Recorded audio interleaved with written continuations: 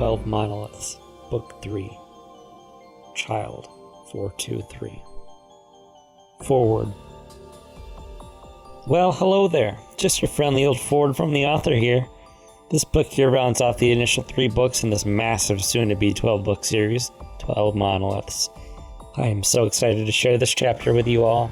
It's been a long time coming. Even though this is shorter than the previous 12 Monoliths books, it doesn't make it any less important to the narrative at large. And I hope that you, fair reader, enjoy reading it as much as I had writing it. And for you those listening, thank you as well. Special thanks to the love of my life, Hannah, for inspiring me every day to be a better person than the last. Without your love and guidance, this book would not be how it is now. I won't spend too much of your time here. Let's let the show begin. Ryan Geever.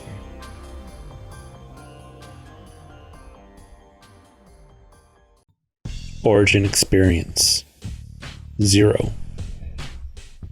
What specifically makes a hero? Is it the sole act of saving another person from tragedy? Can a hero justify villainy through external heroism?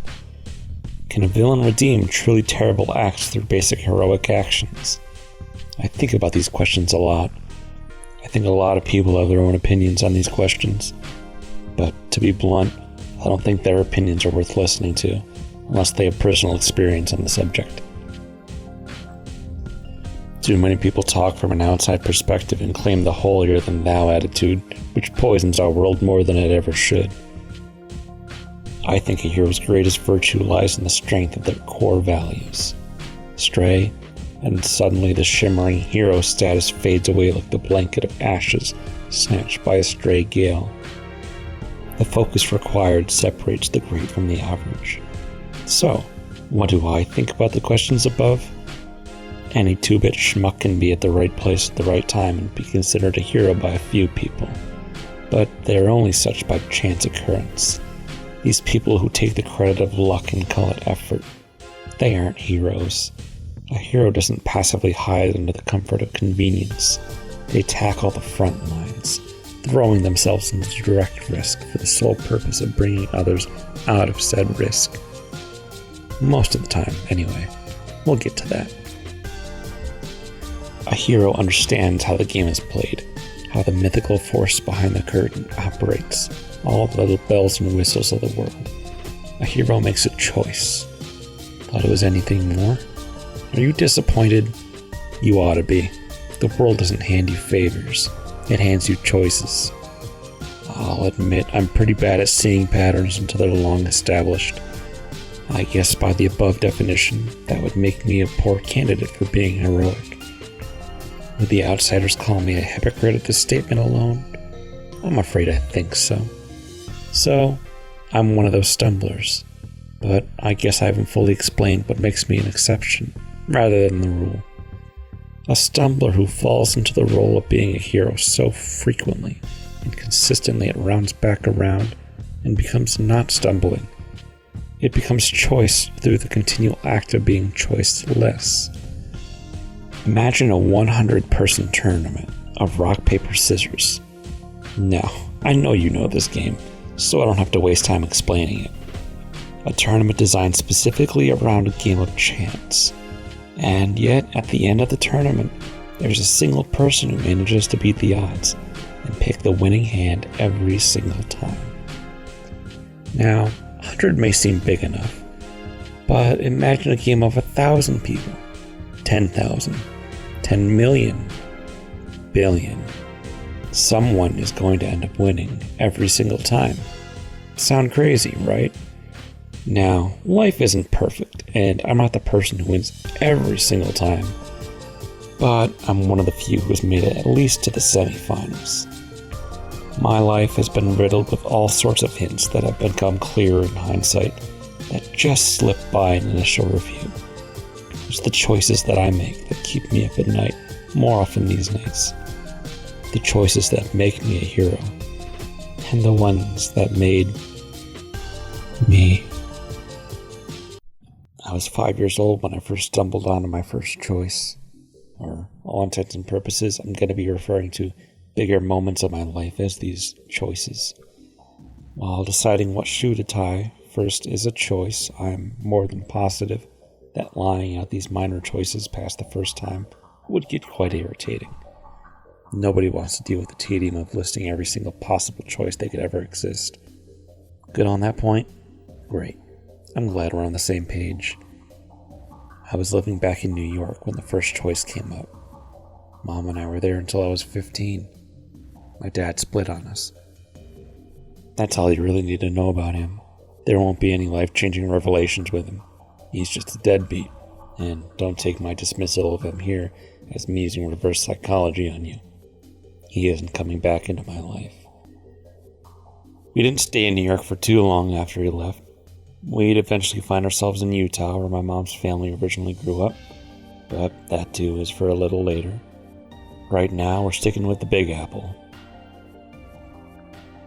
This choice is the earliest back I can remember, and consequently, a memory I think back to often.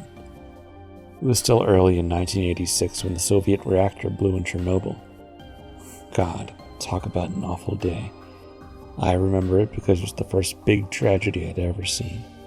It was a real cold day for April, the kind where it doesn't ever seem like it's going to stop raining. That's one poor thing about New York. Whatever the weather is, we seem to have amplified or prolonged. Mom was getting real tired of not being able to hang up our laundry outside to dry, so the clothes stunk inside the apartment to high heavens. Plus, this was when she did what she wanted, to sit back and read one of her Steinbeck novels. She always loved Grapes of Wrath. I never got around to reading her copy, so I could only work with my imagination. That didn't lend any pleasing pictures. Mom grumbled to herself often when things didn't go as planned, but I especially remember her almost cussing herself out for the weather, as if she had any control over it. She shook her head and bundled up that week's laundry to take down to the laundromat. We were on the 3rd floor, so it ever wasn't a fun time trying to pack all the clothes up in a nice and neat fashion. It was here when my cartoons were interrupted by the news station, Channel 5 in our area. I can't remember what I'd been watching. Something mindless, no doubt. I watched just about everything and absorbed so little of it. Now that I'm thinking back more on it, Flintstones might have been showing reruns that morning. I stopped caring about what was on when Ted Koppel of ABC News got into view. I remembered him so clearly because I used to call him Ted Koppel. I think I just had problems pronouncing my L's. Mom used to leave his programs running when she went off to work. She ate it up like bread and butter. So, little me was a bit confused when the station turned over, since obviously Mom didn't change it since I had the remote right by my side. My little eyes searched frantically for the button that would explain what had happened. But no matter what I pressed, Ted Koppel's face stared back at me. He was the golden brown-haired anchor of Nightline, after all. By the time my focus left the remote, there was a pretty yellow picture on the TV. It was this large circular basin that looked to be an emptying red liquid with a large red X over it. I was just starting to read and understand letters, so I could tell it was an X, although I hadn't yet learned the significance of the letter that usually brought. "Mama," I called. There was text below the picture that had words I didn't understand before. "Mama," I called louder. My mother appeared in the doorframe. "What is it, Will?" "Ted Koppel says there's a new eclaration." The footage on the screen cut to the aftermath of the reactor explosion. It just blew my mind. Forgive the pun. The camera panned across the buildings, tiny things now that looked like they'd been trampled on by Godzilla. The only time I'd ever seen something like that was, well, cartoons. But that was so obviously fake, I didn't ever have the opportunity to think about it. Here it was, and undeniably real life. The camera then changed to an inside view of the remains of the reactor. It was completely barren inside, with broken heaps of scrap metal and a heavy layer of dust hanging in the air. Never before had I seen something so destructive. When I saw that wreckage, my mind instantly took me to another place. I wasn't in my small suburban home in New York anymore. I was at the site of the Chernobyl explosion. I couldn't believe my eyes because they weren't my eyes. I was looking through someone else's completely. I was in control of their eyes, their body, and everything else you could possibly imagine. So, the first thing I noticed was that there were other people around me doing things they normally did on days like today. Some walked, some looked, others fixed. Most of them just walked around with little plans in their head. None of them were there mentally. You had to be somewhere else to enjoy this kind of work. My first thought was to warn people that there was going to be an explosion, because I knew it was going to come somehow. I knew that the place hadn't yet because people were still here. I knew immediately that I was seeing something that happened before I saw it on television. I couldn't speak out of the mouth I was controlling. It was odd, but the body I was in didn't know how to speak English. Granted, I barely knew how to speak English, so what resulted was a massive gobbledygook that nobody could understand. So, warning people was out of the question. It only took me a minute to realize this, but even if I knew that the explosion was going to happen, I didn't know how long it would be until that point.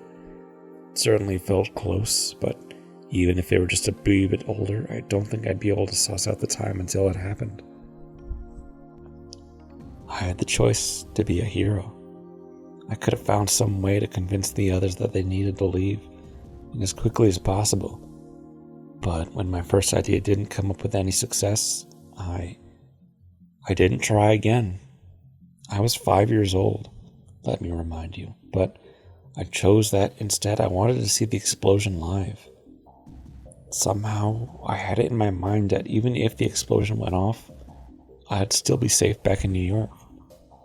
I was right, but I had no idea that I would be until it happened. I guess you could call it instinct. So I decided then and there that I would risk my life, and certainly the person I was controlling, to see it close and personal. I was at least half sure that if it happened, I'd be sent back to my mind in the future. I mean, if it didn't, no skin off my bones, right? It was then that something in my gut told me that the explosion was going to happen in a minute and a half's time. I knew I had to hurry. I took the body over toward the reactor. The body's memories led me there without any problem at all. But this was when I started to hear the guy's thoughts inside. They sounded a lot like my thoughts, or how I think. I left his body. I didn't think it'd be that easy, to be honest. But there I floated like a fire in the moonlight, looking at a Russian man who I first understood felt resignation over his fate. The reactor went into meltdown, and the man died. I wish I could provide more detail than that, but honestly, it was just that simple. Unfortunately, I didn't get to see more than that because as soon as I felt his heart stop beating, I blinked and was back in my body only hours later in New York. The footage was now showing the remains of the man beside the reactor. He wasn't there when I was originally watching the program, so my curiosity must have corrected him there in my time. I have no idea where he was or what he was doing when I was originally watching it. I didn't care. I was 5. My mother just dropped what she was doing and made her way to the living room. "What are you talking?" She looked at the television and her jaw dropped open. She was looking at the headline. But I found something more interesting than the explosion. I found a way to enter someone's body and interact within the environment. I had changed the footage in front of my eyes. It didn't change for Mom because she'd only just come in after it had changed. But it seems like it didn't change for anyone else either. I've tried asking other people since then if they remember if there wasn't a body found beside the reactor. But everyone that seemed to remember always remembered there being a body. There were no remains before, but then there were. But there never were, according to reality. Of course, this initial experience made me feel like a superhero. I had this magical ability that no one else seemed to have. It made me feel like all the heroes on TV. The thing was, I couldn't make it happen again for a long time. And like any 5-year-old, when something's out of view for long enough, I forgot all about it. It wasn't until I was about 6 when there was another experience like this. This time I was in Germany 6 hours before on that cold March day. It was 8:30 when it happened, and I woke up in the body of a soldier on the brink of 2:30 in the morning. The soldier's name was Carl Larsen. I made it a point to dig at the man's memories until I could find out more about him. He was stationed at the JHQ Rhineland, a British Army headquarters that's located over in Mönchengladbach. Sounds like a mouthful? That's because it is. But don't worry, the base stopped being used in 2013. The poor soul I inhabited probably would have preferred it being closed down much earlier, for he might have been spared. Sadly, it's not up to him if barracks are closed or not. Not up to me either. Carl was a middle-aged man and rang far faster than he would have liked. That was the first thing I realized when I was inside him. The second was there was an immediate sense of strangeness, much stranger than the Russian. Someone who was grossly overweight with someone that my body was never prepared to handle. It was like driving a car you've never driven before. I couldn't make that analogy back then, but looking back on it now, that's exactly what it felt like. I was piloting a body that was so foreign to me. The man had a nice-looking wife that sat on top of him in the bedroom where they were both making vicious love to one another. Her name was Emily, and she was making all of these sounds and begging that I, Carl, call her names and yank on her hair. These were things I shouldn't have understood until I was much older than 6 years old. But for those times, I was older. And I did understand what sexual desire was, because Carl understood. Mom wouldn't have liked that, but I was enjoying the tension that was hurting in his penis. My mind cleared instantly as I remembered that I was here for a reason, and out of the corner of my eye, I saw the car that hurtled toward the window of the bedroom. I was too late to save Emily. I couldn't speak to her. Carl knew more English than the last guy, but still not enough for me to communicate properly. I was sent back to my little seat in Mrs. Bonson's first grade class, and had begun to cry incessantly. The other kids started to laugh, because what kids don't at that point? They all laughed at dear little Willie Wallace, who was erupting in tears in the middle of class. Mom had to come pick me up. She scolded me for disrupting class and for having to leave work early. She was a court clerk. More than anything, she wanted to quit, but them's the breaks. She always said that to herself quietly, inside her mind. I started to hear her thoughts, and rarely was there anything happy. Always stressed. Them's the breaks. No dinner tonight. Them's the breaks. I was 7 when I saved my first life. By then, I was batting a 0-2 average. To be fair, on Carl's account, there wasn't much that I could have done. I was at my birthday party of all places, February 4th, 1988. It was the same date as the fire at the first interstate tower in Los Angeles. I became a maintenance worker moving up toward the 12th floor. My eyes adjusted to the low elevator light quickly. The newspapers recorded this man, Stanley Jenkins, as the only casualty of the fire. The thing is, Stanley didn't die that day. As soon as I felt in control over his body, I sidestepped out of the blaze that spouted out into the elevator. I couldn't save his right arm. That was going to have to be amputated. But I managed to avoid the initial spill. It was just enough time for the elevator doors to close and bring me down to the 11th floor. As soon as I stepped above the fire, cinched the cables and sent the whole wreck down to the basement. If I'd taken just another second, I would have fallen down with it. Just then, the rescue team burst through the door and found Stanley as I'd surrendered control back to him. He was brought down to the ground and treated for his wounds. Let me tell you from experience, a burn as hot as what he went through gets so bad you don't feel any pain. It just kills all the nerves around the area. Absolutely awful. I was back at my party within seconds. Having feeling return to my arm was a terrifying experience. I got so scared I threw my fists into the cake. Mom got real mad at me because she spent a significant portion of the day getting it just right. Baking was never her best skill. I was too busy reaching for my arm to care. I still sometimes feel the pain of that burn like a phantom. Stanley was a very important lesson, though. I learned that I had a real power. the ability to interact with the people I visited. It was also here I realized I wasn't crazy. Once is happenstance, probably a dream. Twice is a fluke, but three times is a pattern. This pattern continued when the fall started to rush in and the trees turned golden brown. November 11th was the day. God, I remember waking up that morning feeling just absolutely chipper. School was awesome that day, and I remember just as I was getting out and hopping onto the creaky old bus when suddenly everything around me just clicked, and I was somewhere different. There were sounds ringing constantly that faded to a low hum behind my ears.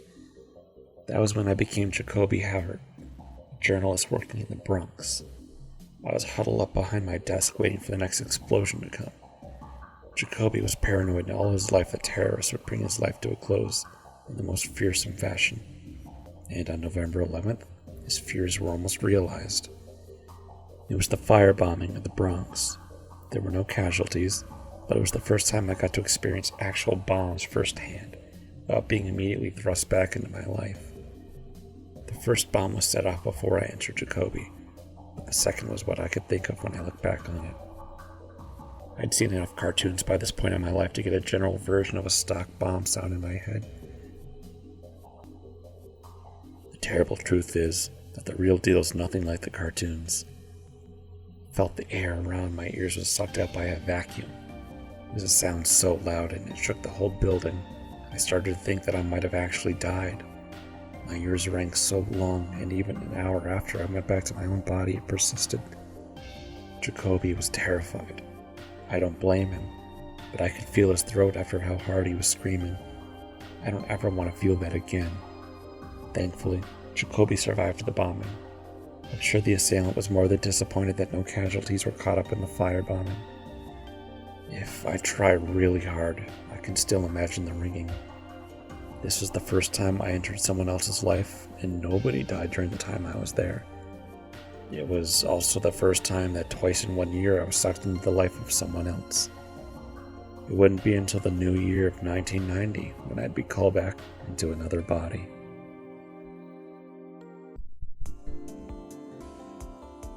New Year's is a special holiday for me in the sense that it's the only holiday save for my birthday where I had one of my episodes. Quite a special connection then when right at the stroke of midnight the new year, my mind was sent halfway across the world. I was a young Muslim. Dominic Abdul was 23 and on his way toward the holy city Mecca for the Hajj, a pilgrimage that members of his faith must make at least once in their life. Dom had set out just after what the Americans would be celebrating as Independence Day after fighting with his parents. His father had been a lousy Muslim by the virtue of his reluctance of visiting the city. This had been the crux of the argument that had sent Dom packing with nothing more than his school books and a fresh change of clothes. He hitchhiked his way to the outskirts of the village of Mina. It surprised him to see just how many people were making the pilgrimage. There were what could have been 1,000 people filling out the pedestrian tunnel leading to the innermost parts of Mecca. Dom knew that thousands of Muslims come each year, but it still surprised him to see all the bodies in one place. Still a bit heated, both literally and figuratively, he made his way into the crowd until the sun disappeared above him through the tunnel. He made it as far as he could until the people ahead started resisting against him. One gruff man even knocked him on his rear and yelled at him. Dom chose not to make a crowd hate him any more than he already had decided, and wait his turn. He was about halfway through the tunnel, good progress for only just arriving. The whole length of the beast was at least 500 meters, if not more. But still, he could taste the warm Mecca air just on the other side of the tunnel. He snuck past the man who yelled at him before, and his eyes opened wide as I entered his body. This is the first time there'd been such a large time gap between the person I entered and myself. Dominic was currently 5 months before my time. It was also the first time I'd seen so much context of his life through his memory. I instantly knew what the Hajj was and why I was waiting in the crowd. But what I knew then couldn't prepare me for what happened, however. What Dom didn't realize was that going through the tunnel wasn't the only way into Mecca. There were people that were crowded on top of the tunnel as well. The sides of the raised portions were fenced off to prevent any accidents, but nobody seemed to prepare if something were to happen to those very safeguards. Normally, those fences are meant to keep in the 50 or so people that are usually taking the higher route across the tunnel. Not typically are they meant to cordon the 327 people currently standing in pack form. Needless to say, the fence gave way. The bodies began to drop, and the first thud echoed throughout the tunnel. The crowd at large ignored the sound until the second hit the ground. Then the third dropped, 5 more behind, and then the stilled sounds turned to tense fear that immediately erupted into panic. People began running back the way they'd come from, and Dom was caught up in the chaos, trying to keep up with the crowd's pace. He regretted cutting in line. Now all the people he'd pushed aside had been doubly insisting he stay where he was. Dom tried to keep pace, but a rough shove from an older woman behind him sent him tumbling over a middle-aged man ahead of him. They both hit the earth hard. They only felt pain for a second as the rushing stampede broke their spines, cutting off their connection to life effortlessly. In the blink of an eye, Dominic Abdul was dead, and I was spit out to enjoy New Year's with my mom. Things got quiet around my mind just after that. I was in my own head for 6 months after the stampede. I kept having dreams about all the different kinds of accidents. Although I have a strong feeling these were fictional, they weren't actually events I was seeing up close and personal. By the time the winter let up its tight grip on spring, I was starting to have a lot of dreams about different kinds of train collisions. Big ones, small ones, fast ones, slow ones. They pervaded my dreams enough so that when I woke up for real inside the Amtrak number 66, the Night Owl, I felt an instant lurching in my gut. Toni Matterson was on the road back to Boston to spend Christmas with her family. She was standing 6 months after I had been. The differences in the time was starting to get longer and longer with each new face. The strong odor of flowers overwhelmed me. Toni Matterson was 20 years old and on her way to see her family for the first time in 8 years. Her parents were the nicest bunch of people one could meet. Her father had the firmest handshake that would guarantee a good time in his presence. Toni remembered her mother loved lilacs. They always worked in the garden out in the front of their home together. She tried endlessly to hold on to these memories as if they were physical trackers she could use. Toni was an only child, so her parents doted on her often. There was no competition for love in the family. Unfortunately, outside of the family was another thing entirely. When Toni was 12, she was kidnapped from a school trip to Six Flags. It was a huge amusement park filled with all kinds of rides and attractions that entranced Toni the second she heard about it. Her mother was wary about the whole trip. She was always worried about something. Her father said that once. "It's how I'm still alive, but with my general disregard for everything not right in front of me," he made sure to add. She was worried about everything, but it turns out she had every reason to be worried about this trip. Toni was taken just after the clock hit noon in the park. She separated from the group to use the restroom. She passed by the gargantuan pirate ship ride and slowed in amazement as the bow of the ship swung high up into the air. The people sitting at the back of the ship were directly facing the ground. It gave her heart a secondhand flutter just staring at it. Time was crazy. If she stayed just a minute longer staring at the ship, things would have been totally different for her. I wish I could have changed this moment, but that wasn't where I was sent, so I am helpless but to remember. Toni pushed the door open and recoiled from the smell of the bathroom. It was grimier than she expected. With all the people that used this bathroom hourly, she couldn't be too surprised. The stall closest to the entrance was closed, so Toni stepped down to the furthest stall and closed it shut. She drew down her jeans and sat on the toilet. And suddenly everything inside her head tensed. Something wasn't right. There was the tiniest of sounds coming from the stall next to her. It sounded like heavy breathing. It was the last thing Toni remembered about that day. Everything else happened so fast, it all got held back deep inside herself. But I know what happened. I can see those deepest parts of herself she repressed. In the stall next to her was a man with a crooked grin. He'd been vigorously masturbating. As soon as the door opened, he paused. The thrill of the risk of getting caught was too much fun to stop. He had been thinking his niece originally when he stepped into the bathroom, but as soon as he caught a glimpse of Tony through the crack of the bathroom stall's door, all thoughts of his niece faded. He saw her blonde hair and grabbed his dick tighter. "Don't you dare open the stall, little bitch. It'll be the last thing you see." Thankfully, she didn't see me, he thought. But then a terrible idea floated into his head. The stall door behind him closed, and he let go of his penis. The tip dripping into the toilet bowl. He zipped up his pants and opened the stall door, walking slowly to Tony's. She was terrified inside. Something had been wrong, terribly wrong. The door opened and she saw the smile. It was all she let herself remember of the man. It stretched across his whole face and flashed all of his crooked yellow teeth. She couldn't say a word. The only thing that went through her mind was, "You shouldn't be in here." He took a step closer to her, and in an instant, his hands were around her throat. Her air was escaping, and she didn't even know why today was the day that she was going to die. He wasn't going to kill her, no. He knew how strong of a grip he'd need to do that, but he certainly wasn't going to leave her awake. When her lifeblood started filling in her eyes, he lightened his grip, and her head dangled forward in his hands. He let go fully, and her body slumped over onto her legs. He hiked her up and drew her pants up. He was insatiably tempted to have his way with her now. And that would be ridiculously stupid where just anyone could walk in and find them. No, he needed to be smart. He picked her up in his arms, and instantly his demeanor changed. He became the person his acquaintances knew him as, Gregory Thomas, 5th grade math teacher, general nice guy.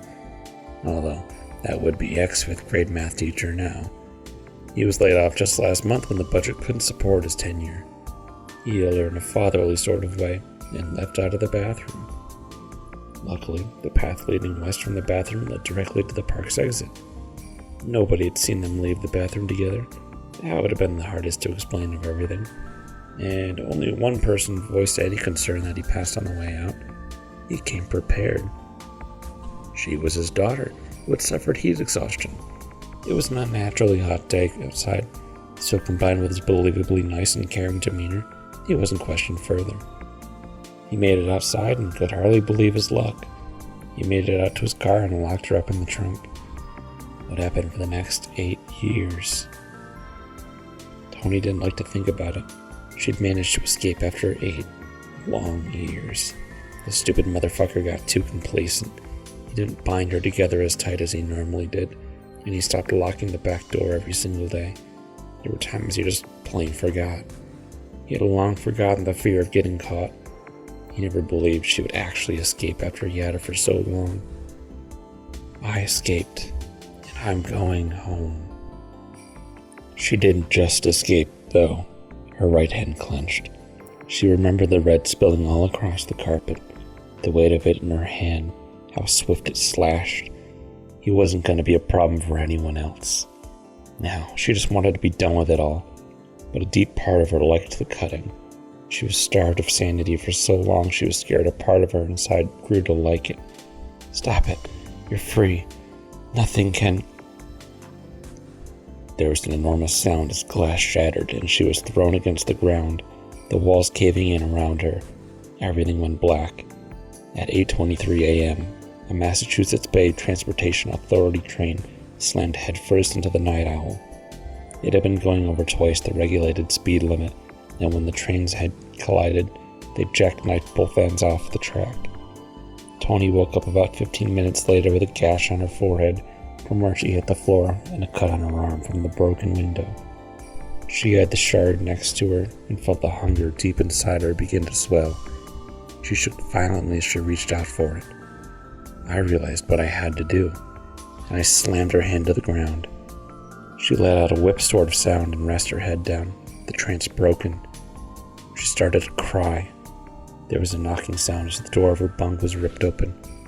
"We've got a survivor here!" A man in emergency services clothes yells to others out of sight. And that was it. I was gone, out of Tony Matterson's life. I had a bad feeling that if I didn't intervene, she would have sent that shard of glass right through her own heart. Several of these stories are already lost to my memory. The rate that I entered others' minds only increased as I grew older. When I was 9, I experienced the phenomenon 3 times. 4 when I was both 10 and 11. It kept growing and growing. I'm 39 now. I'm sure as shit don't feel it in my mind, but everything from the calendar to my birth certificate would show just as much. Today is January 4th, 2021. I'm living in a small apartment paid for by my late mother in Utah. She passed of lung cancer 10 years ago. I barely remember most of what was happening in my own life, because that same year I was thrown into the minds of 14 people. Of course, it's only become even more frequent since then. This past year has been something else entirely. 44 different people. It's gotten to be too much. I would have argued that even one was too much for most people, much less a young lad of 5 years old. But it was really bad when the numbers started to skyrocket when I was 35. Before that, I was averaging about 15 to 17 per year. But then 35 hit, and it jumped up to 20. There's one thing I didn't mention. Not all of these phenomenon happened over the course of a few hours.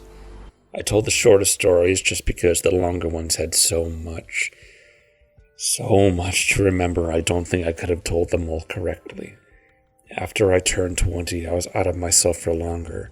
Much longer. I always returned to the moment I'd left in my own body, so that's part of why I say I don't really feel 39.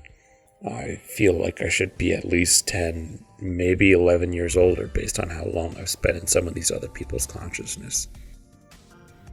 I just come back to myself lying awake in my bed, half naked, and it took me the longest time to remember what I'd actually been doing with myself before that. You see, I'd just come back from a mental trip to Nebraska. I entered the mind of a suicidal teen. I'm not going to share his name, and I'll explain why in a moment. But I felt his pain like it was my own, and suddenly I wanted to kill myself. He was bullied a lot in school, real bad like. He got beat up, kicked, punched, spit on. One of the boys even shoved a broomstick half the kid's ass till it bled. Like I said, real bad shape. I felt for him. But then I felt a deeper pain inside him. The kind that won't let go any of emotion until it's horribly corrupted. Kinda like little fire ants crawling all over your brain. It took over his mental faculties and convinced him he couldn't kill himself until he got revenge on the people who fucked him up. His parents, the bullies, anybody he had any aggression toward. Now, I tried my best to unfuck all the twisted mental nonsense that got this kid twisted up in his head. Obviously, it wasn't his fault he was treated like garbage, but I knew if he did something to hurt someone else, that would be his fault.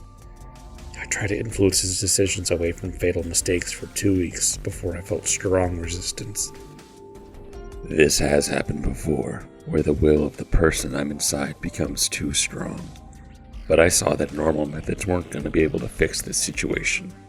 He had to do what he had to do. 2 weeks, 24/7, I spent trying to fix this kid. Everybody else wouldn't give him even 2 seconds of consideration. I fear my interactions may have influenced him in other directions, as I felt the deadline for his dead end was approaching soon. I heard everything he thought, and suddenly I realized that I couldn't save him. I wasn't even fully in control. He was too rampant, too far gone. If I kept fighting for control, I was certain I was going to be the thing that caused him to go over the edge and go on a rampage.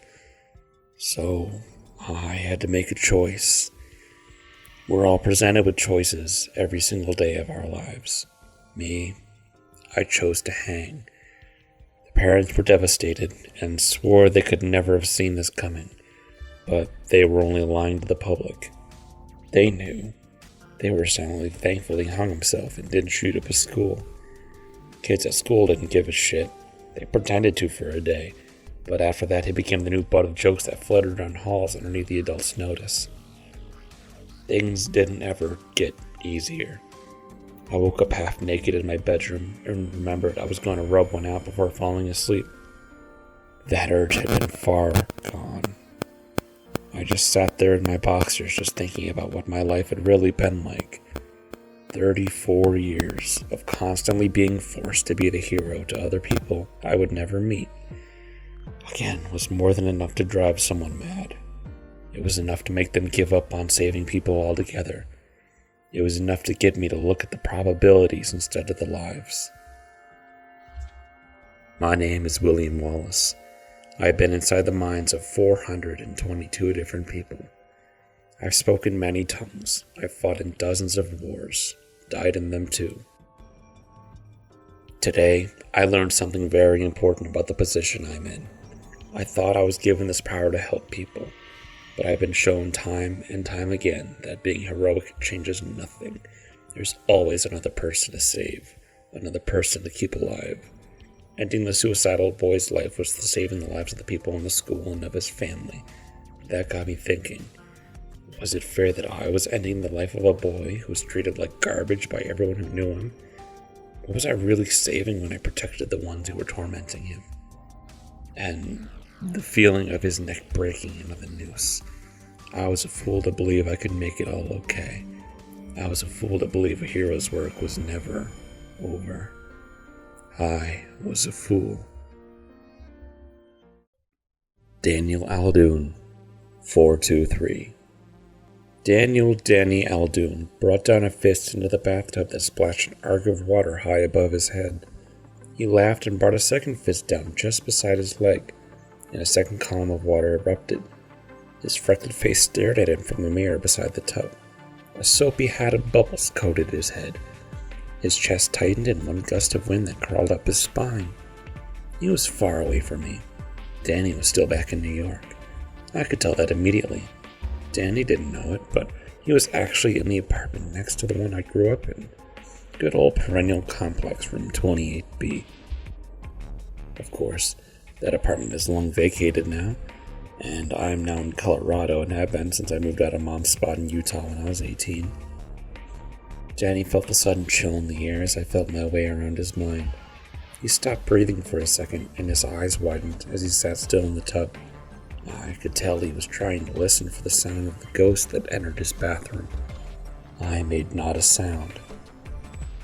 He noticed that his hair stuck up from the water, and while normally it would make him smile, today it didn't.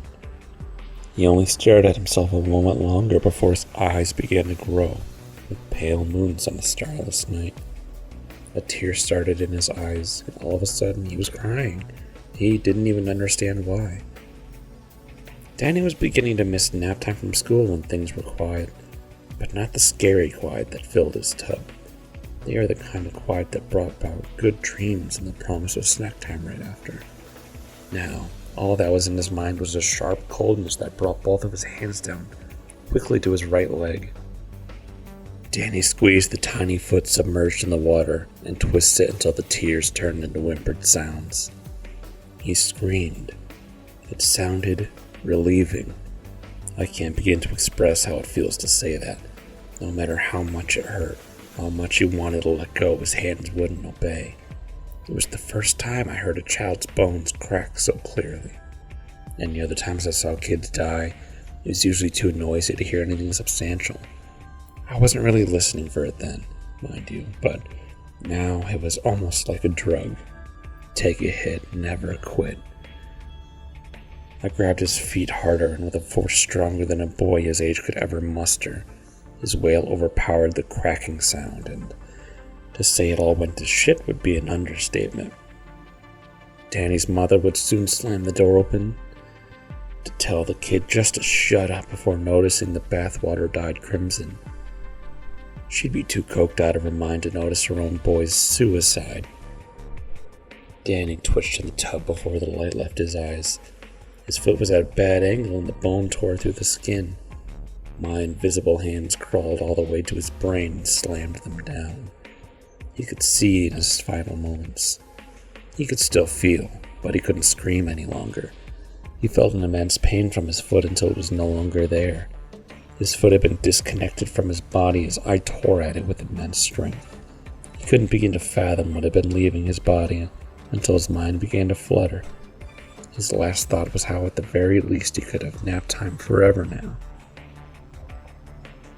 I sighed with a sense of relief as the deed was done, waiting for the water to leave my senses and return to my own body. A whole minute passes in silence, and a sense of dread I've never felt before climbs the boy's unresponsive spine. I was still in the tub. This was different. The boy was dead. There was no other energy left in his body. There was no doubt about that. For some reason, I wasn't back in Colorado. I never expected anything like this to happen, because it never did happen. Anytime a host died, I went straight back to... The door burst open just as I thought. I just didn't expect to be here when she did. His mother clutched a Jack Daniels tight in her fist. I was close, and he was about to yell when she saw Danny in the tub. His eyes were open and looking at her because I was looking at her, but not for the fact that this boy would be dead. Still, his mother screamed the same and called for emergency services just the same. I was still inside Danny as the paramedics entered the bathroom 15 minutes later and dragged his body off on a stretcher. I dared not move. I was awake when they brought him into the hospital. I was awake when his legs were operated on. No amount of sedatives could bid me unconscious, because I wasn't physically of his body. I stared at the doctors as they operated. I could tell they were scared, that they'd never seen anything like this. I knew that feeling, but I didn't tell them that. I sat, watching as they fixed my damage. When the surgery was finally finished, I felt tired. I had resigned to the fact that I wasn't going to be returning to my body anytime soon. It was a new situation, but one I'd have to deal with.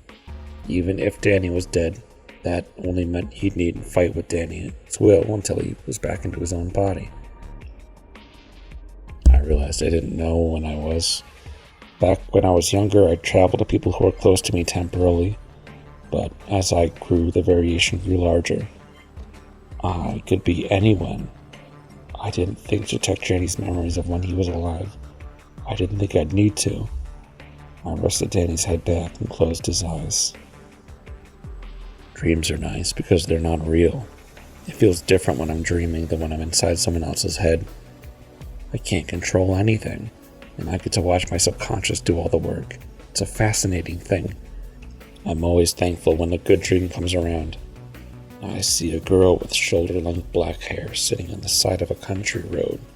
She looks to be teenage, maybe a little younger. I can't really tell. She looks like she's been thrown through a washing machine that used rocks instead of soap. Bold blue eyes that looked to sky as a car approached in the distance, and the world melted into strands of light that flew upward to the top and bottom of the universe. All at once it began to vibrate as a melody began to play slowly and smoothly. The strands of light twanged like guitar strings, and the notes echoed through the now dark atmosphere. Stars are painted into the sky, and as if by a painterly stroke, the scene changes and a cliffside enters view. Two figures shrouded in darkness sit out amongst a city, down at the base of a cliff, and talk about things I don't understand. I understand the word collapse, but that's all I got out of the strange tongue they're speaking in. As soon as one of them leaves, the other begins to glow a bright white light, and then everything was filled with the white. I feel an awful aching in Danny's side when I wake, still in the damn hospital bed. Light spills out into the room and through a crack in the drawn blinds. I can do little but lie still.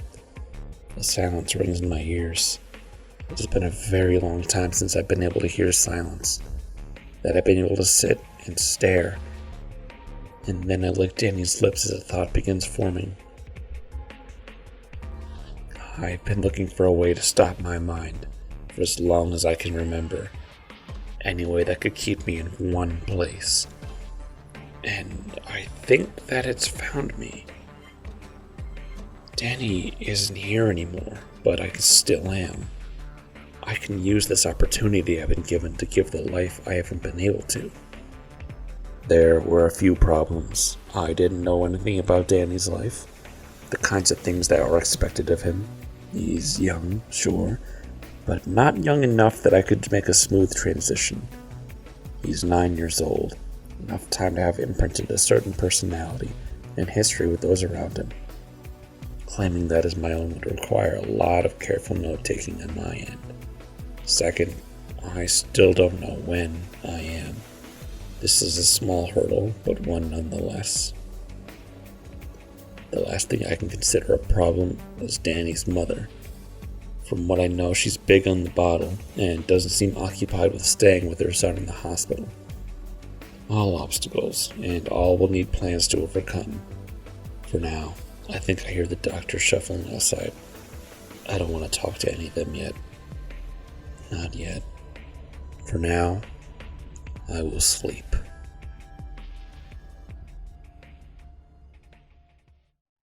Back to school.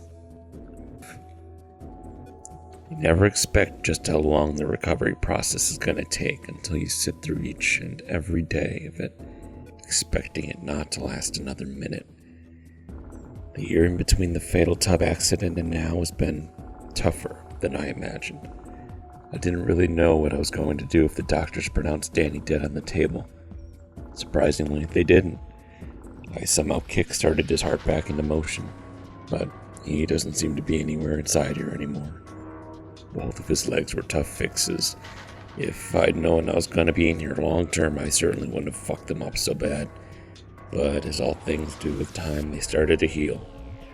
The shock of the situation was enough of a cracked whip to get his mom off the bottle, enough to support me through the physical therapy. It took 6 months for both legs to heal, and even then I couldn't walk without a slight limp. I didn't learn much about Danny in this time period. Nothing important, at least. I learned macaroni and cheese was his favorite lunch food, but fuck all of that mattered.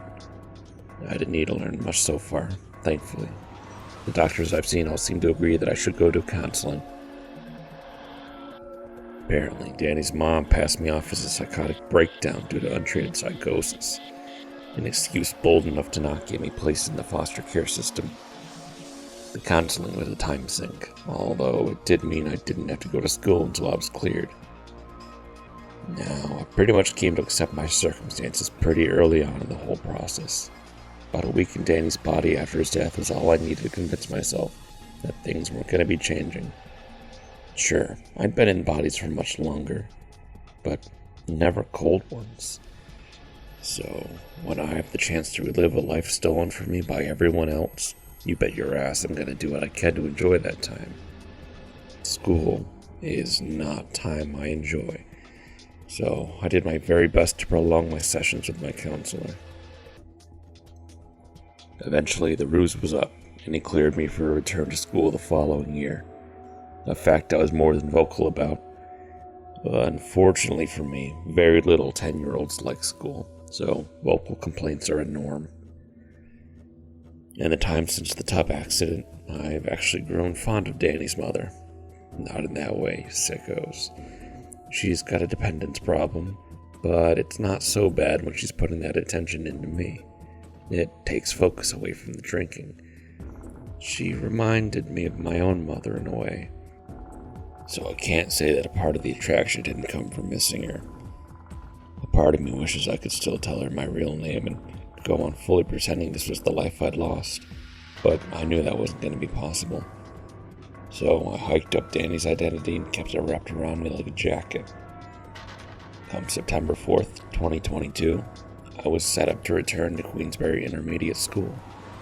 It was a strange building compared to most other schools I'd known about in my time. It was a separate building entirely for the 4th and 5th grade before middle school. The one I'd gone to in Utah went straight through from elementary to middle. Danny missed out on his 4th grade year by breaking his legs.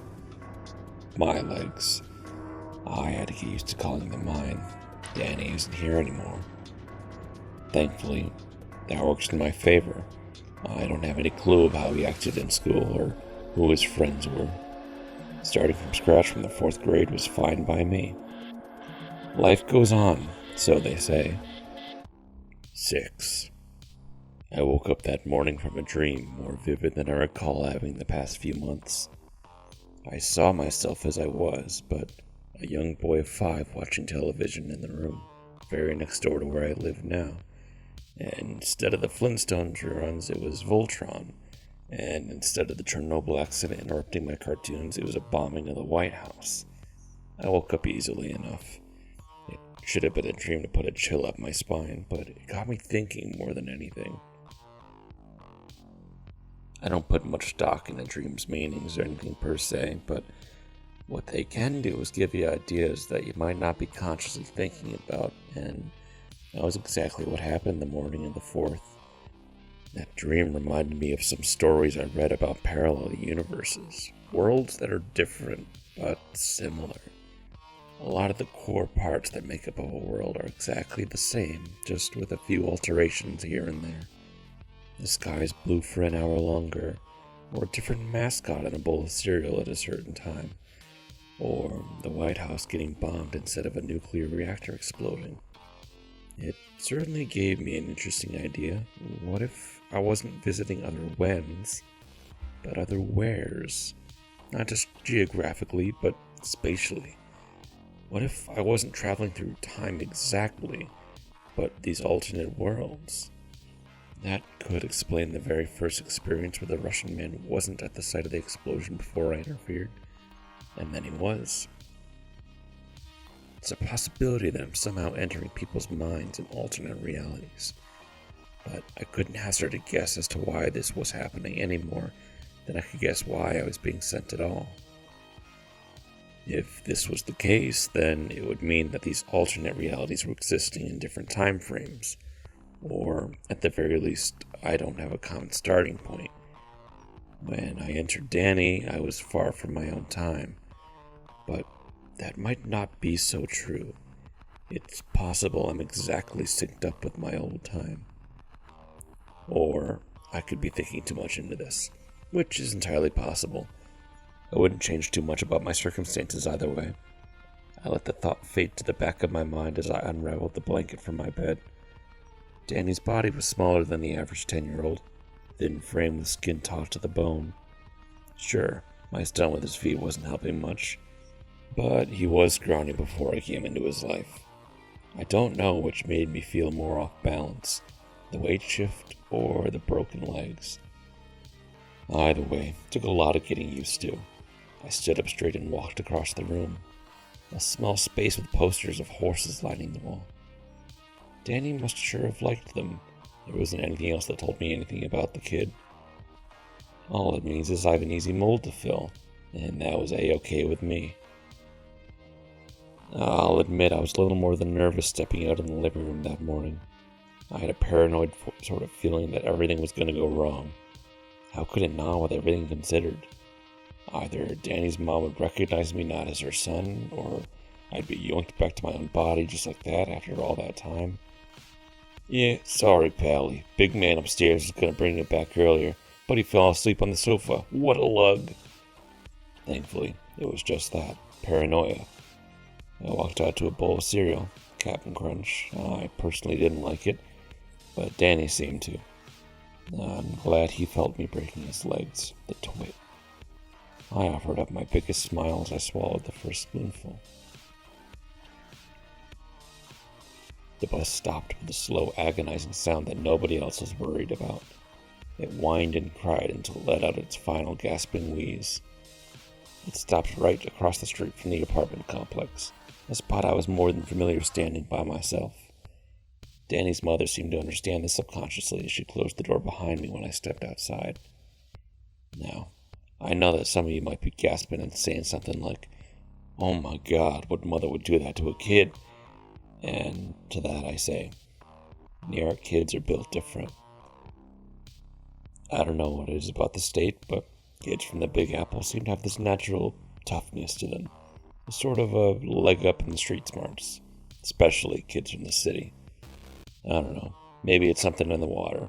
Whatever it may be, it's true. While street smarts may not have saved Danny from his bloodbath, literally, he certainly would have been able to make it onto the bus across the street by himself. Hell, I wouldn't doubt he's been to the arcade a few blocks over by himself. Mrs. Aldoun's been an irresponsible drinker, but in normal circumstances, Danny would have been perfectly fine in the tub all alone from age, I'd say 5 up. The bus brought back a bad smell, not foul in odor, but in memory. I remember the first time I stepped onto one of these cans, the kid I ended up sitting next to grabbed his pants as soon as he was out of his mom's grasp. I guess the New York rule didn't apply to everybody. Thankfully, the smell of crap was absent, even if the eyes of every kindergartner I could see was just on the edge of creating that smell. I chose a seat in the middle of the bus. It was empty, so I slid in and took a deep breath. The windows started to fog up from the chilly weather outside. I took my finger and drew a circle with little legs coming off of each edge. It almost looked like a little ant. A wave of nostalgia hit as I remembered all at once the kind of doodles I made on the some kinds of windows. Crazy how little changes in almost 40 years. The ride was a short one. I lived only a few blocks from Queensbury School. If drawing on the chilled windows was a wave of nostalgia, seeing the school grounds approach was a tsunami. The 2-story building was an anomaly for the district, as the 3 other buildings, used for elementary, middle, and high schoolers' grades respectively, were all wider than they were tall, only using different floors for the basement level. The intermediate building was the only one that 2 stacked up, second floor. By comparison, it looked like a castle compared to the other buildings. The bus slowed to a halt, still crying its final noises as it had done so. Once it stopped, the driver of the bus, an overtired-looking woman of about 50 with the kindest eyes I think I'd ever seen. "We're here," she said, more than a bit redundantly. "I'm going to have you guys leave off here by grade. Remember, this is for the 4th and 5th graders. If you're below that, you're staying on here so I can swing you around to the other school." I looked to my side to see a kindergarten kid blowing a breath of relief as his time had not come yet. The bus driver stepped out of her seat and down the steps to the ground below, motioning for the rest of us to go. I glanced at nails faker than the Californian suntan. It makes me think back to when I traveled to Janine Laurie. She was a 40-something mother of 2 kids at home spending their overnight trip at school in Vegas. I was, must have been 23 at the time, more than comfy in my mom's place in Utah. Janine stayed far longer than she should have. She was one of those people with extraordinarily strong wills. Extremely stubborn, too. I remember every time I tried to get her to leave, she'd tap her nails across the table, one at a time. The clicking sound they made will forever be etched into my memory. She'd click and clack and go, maybe just one more, sugar. Set me in for one more round. And continue until she joined 37 other occupants at the casino and she was on the obituary page next week. A gunman with a hedonistic and sexist agenda came storming through and shut up as many women as he could. All in a second, I'm back looking at those same nails leading us off the bus, and I wonder if it was a sign that we were all being led to the slaughter like cattle. We were cordoned off by assigned classroom numbers among the other cattle gathered by different buses and bus drivers. When the sorting was all through, I found out I was going to be in room 234 with Mr. Anthony Crest. Fun fact, some 30 years ago, I had a class with a Mr. Zachary Crest, perhaps the father of this new teacher, or perhaps his alternate universe identity. The thought crept back in like a snake, never fully letting go of the suggestion. I tucked the implication away in the rear end of my mind. We were led inside the building through a copious amount of security checkpoints and metal detectors. Schools in America aren't like they used to be. Some wacko could get his hands on any number of weapons and slide right in and make those kids look like the shredded women from the casino. I should know. Jeremy Higgins saw that personally when I came to him when I was 25. Mr. Crest's room looked how I remembered it.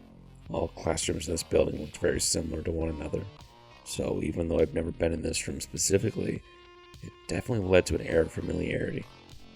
"Hi, you guys," a mid-20-something Anthony Crest called out to us, and we were all standing without purpose in his room. "My name's Mr. Crest, kind of like the face cream."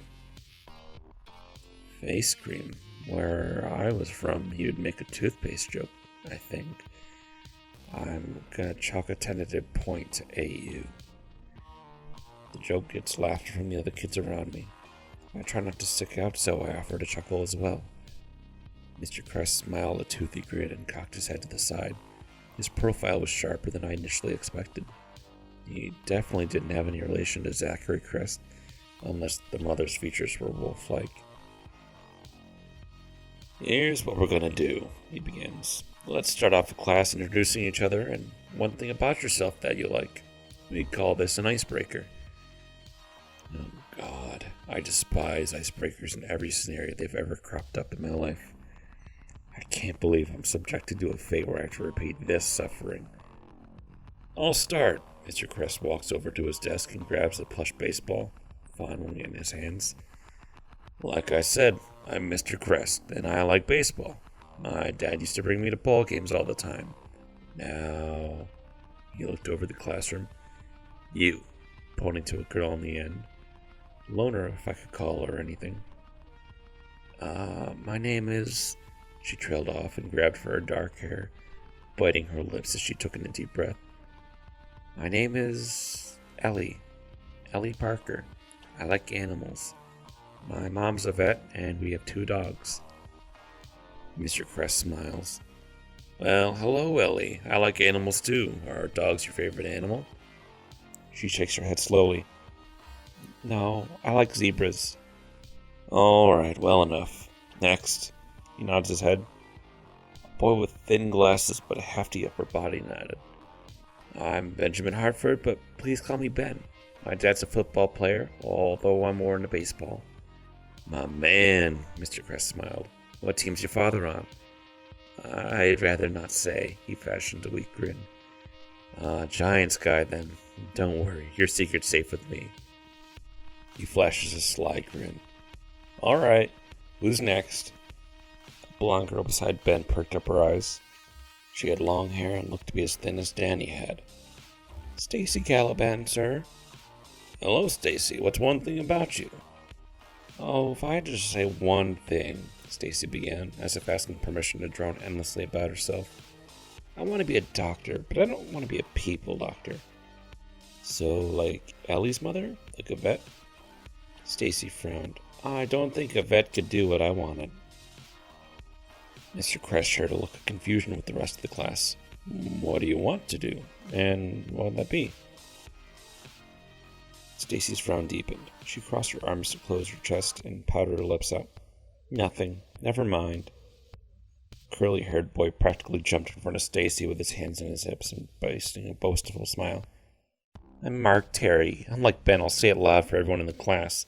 The Giants SUCK. I know this because I'm a fan of the Patriots, and they're going to take the Super Bowl no problem." "Well, hello, Mark," Mr. Crest said. "Mighty big fan of the sport. Watch it every Sunday with your dad?" "Sure do. My mom watches it with us, too. She'd be mad if she was here right now if you said that." "Yes, your mother, too. Sounds like an excellent family bonding time." "Oh, it is. We go all out on the food, and we..." "Mark, you're taking everyone's turn," Ellie said, not louder than a whisper. Mark looked at her accusingly, and then back to Mr. Crest. Thinking for a moment, he took in a deep breath. "And we eat all in the living room, and by the time the food is all gone, the game is done, we're done laughing and we eat it all." He finished in one mad dash to the end of his thoughts and was breathing heavily as Mr. Crest's eyes landed on mine. 7. "How about you, sport?" I'd taken a deep breath. "Hello, my name's Daniel Aldoun. I like horses." As soon as it left my lips, I felt like locking my mouth shut. Why'd I say that? Sure, Danny would have said something like that, but you aren't Danny. Now, how are you going to follow up on this? An animal lover like Ellie, huh? Yeah, I like the way their mane looks. I like comic books, I said, trying to save it. Was I into them at this age? I don't remember. I thought so. Mr. Crest nodded, probably chalking me up a special case already. Okay, what kind of comics? Do you have a favorite? Mine's Superman, Mark Terry yelled. Superman's lame, Ben added. Try someone like Moon Knight. Mine's Flash, I add, shrugging my shoulders. I had a feeling it would be. Mine's the Flash, too, Mr. Crest added.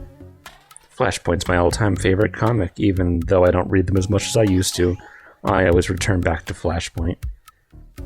He must be talking about some newer issue stuff. Like him, I haven't been keeping up on the stories as of late. I only said it because he ran fast, and that was cool. What's Flashpoint? Ellie asked. Mr. Crest's eyes swung over to her and smiled. You all know the Flash, right? I don't want to spend too long or confuse anyone. We got a busy day as it stands. We all nodded. Excellent.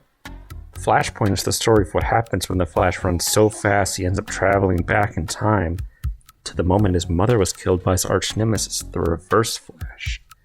He manages to stop his enemy and change the future.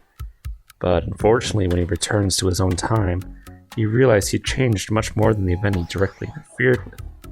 That one tiny change had snowballed into a mountain of different things, such as various members of the Justice League being the center of a global war among themselves. Now, does anyone know what the common term is for this kind of situation? The others around me all put their hands up to their chins in an effort to think up the answer quicker, but it came to me real easily. It's the butterfly effect, obviously. People write about it all the time thinking they're original. Mr. Crest seemed surprised. It definitely didn't sound an answer a 10-year-old would come up with. At least my mom says so. She told me about this one book that she read about two kids who met at a carnival or fair or something like that, and that meeting point in time is just like the moment you talked about with the Flash. The crux of the butterfly effect. Yes, very well done, Danny. The crux, in this case, is the focal point that everything else centers around. The Flash's case, the crux of his timeline is his mother's death. So Barry must go back in time a second time and stop himself from changing the past to correct the present. And for this other story, it's something similar, I presume? He asked. Yeah, it's like I said. Butterfly effect stories all turn out the same in the end. Boy gives girl a present, and because of that, the Earth blows up 50 years later. Oh, well, it sounds interesting. I've read better. Well, thank you very much for sharing, Danny. Before we get too caught up in our own story, let's move on, shall we? I'm caught up in my thoughts. Where did that come from? I hadn't read any book like that. I haven't read any books in the last, 20 years? I don't even remember the last one I did read. Curiouser and curiouser. Hey, I'm Evan. My mom said not to tell people my full name until I knew them well. So, I'm Evan. I like roller skating. Hello, Evan, Mr. Crest began. I see your mother taught you well. It's okay. You'll get to know everyone here in due time. How about you? He pointed to the girl beside him. Hello, my name is Sable Grace. I like to read. Hope we can talk about books in the summer reading list at some point today, if possible. Hello, Sable, and might I congratulate you for being the brave one on reminding me of the summer reading. We'll take a look at that once we're done here, and I've assigned you your seats. Sable nodded and readjusted her wide frames with a grin. Summer reading. Damn it. Now I'm really in for some hot shit. Hello, a girl beside Sable called up. She had dark brown hair and tied up into a ponytail. About assigned seats. Would it possible for Stacy and me to get a seat next to each other? We're best friends. Well, hello, that sounds like something we can do. And what's your name? Mr. Crest asked. Anna Jordan. My mom also told me not to tell people my full name unless I know them, but Stacy's here and I know her. That's all you said. Okay, Anna, I can put you next to Stacy. What's one thing about yourself that you'd like to share? I'm Stacy's friend. I could see the light behind Mr. Crest's face die just a little inside.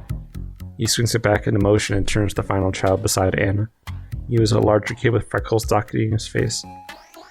He had been rolling his eyes throughout the rest of their introductions. I was thinking they'd roll out of his head. Jimmy Dent. My dad's in the hardware business. Nothing too exciting to see. Well, I disagree, my friend. Hardware's a very important job. It's quite the foundation for most everything else. Funny joke, Jimmy said, humorless. Even though he was sarcastic, it sure got laughs out of the other kids. Mr. Crest joined in too, unaware he was the joke being laughed at. Alright, now that we're all acquainted, I'm going to go over the assigned seats, starting with Stacy and Anna up here by the smartboard. I was seated in a foursquare with Ellie, Ben, and Mark. We were closest to the door. Now that the introductions had settled, Mr. Crest took the spotlight at the front of the room. Now, I want everybody here to know that this is going to be a fun year. We're going to do work, but we're going to have fun doing it. I know that sounds like the furthest thing from the truth, but I'll try to show you in these next few months. He smiled. First order of business will be letting everyone know what our week is going to go like. He pulled out a marker from the tray of the smartboard. A digital blackboard, it seemed. He wrote up Monday on the top left side and underlined it. So, today we did our introductions, he writes, and then crosses it out. So, next up, we'll touch lightly on the summer reading. If you didn't get to it, that's fine. We'll all discuss the plot as a group, and we can move on from there. The finer points we'll get into later. I felt a relief in my chest. Once we're done with that, we got some math on the table, an unfortunate part of life, but I brought some markers and dry erase boards so we can have a little enjoyment with it. Then we got a break scheduled about 15 minutes where you can talk among yourselves. Then we're going to do some cursory history to go over what's been learning this year. This will be the driest part of the day, but I'll try to lighten it up with my charming personality. It's got a few giggles around the room. Then we've got science. Not too bad for our first day, huh? Then after that, we'll discuss where art and music fall into place. Those of you who sign up for band and choir will talk about that too. All in all, it seemed like an easygoing day. I nodded as everyone else seemed to. I mean, I'm sure I could teach the subject as well as he could at this point. But to be honest, a lot of what we see I'm sure I've forgotten in the mental waste dump that is useless information that the brain chooses to let go of. Mr. Crest finishes writing on the board with the topics of the day, and I also see he's left room for the other days of the week. I'm going to cross our list as we do each task. If you're really inclined to not enjoy yourself, you can think of it as a written clock ticking down until you're out of here. But until then, we're going to start up here. He set the marker down on the tray and walked over to his desk and grabbed a book off the top. This is The Eye of Amniel. Mr. Crest held a thin book up for everyone to see. He looked all over us. Now, this story was written by when was only a young adult. Does anyone have a guess as to why chose to name the book this way? Feel free to use details from the book if you want to. There was something weird going on. I rubbed my ears to make sure I wasn't missing anything, but they seemed to be fine. Every time he said the author's name, it was just blank. And nobody else was thinking that it was weird. It was like the words themselves had been stolen. And just what is this Eye of Amniel? Just what kind of cultish name is that for a book? Ellie's hand shut up, but not before Sable's. It was like watching a bottle rocket. One second it was down, and the next it was up. Ah, yes, Sable. I think it's literal. I would say the narrator is the mysterious Amniel, and he's following the protagonist through the different lives. Different lives? That's a bit strange. Okay, that is definitely one possible interpretation, Ellie. You had your hand up next. Did you think of anything different in regards to the title of the book? She blushed a little at being picked and let her hand fall beside her quietly. Well, I just thought that maybe it was, I don't know, maybe William felt guilty about what he did. This froze me to my chair. A story about a character named William living through different lives. What were the chances I ended up in a classroom learning about a book like that? I'd say astronomically low, but I think it'd even be even lower than that. I raised my hand. Mr. Cress, I've been out of class for a while and don't seem to have the book you read all over the summer. Could I see one? Mr. Cress looked taken aback.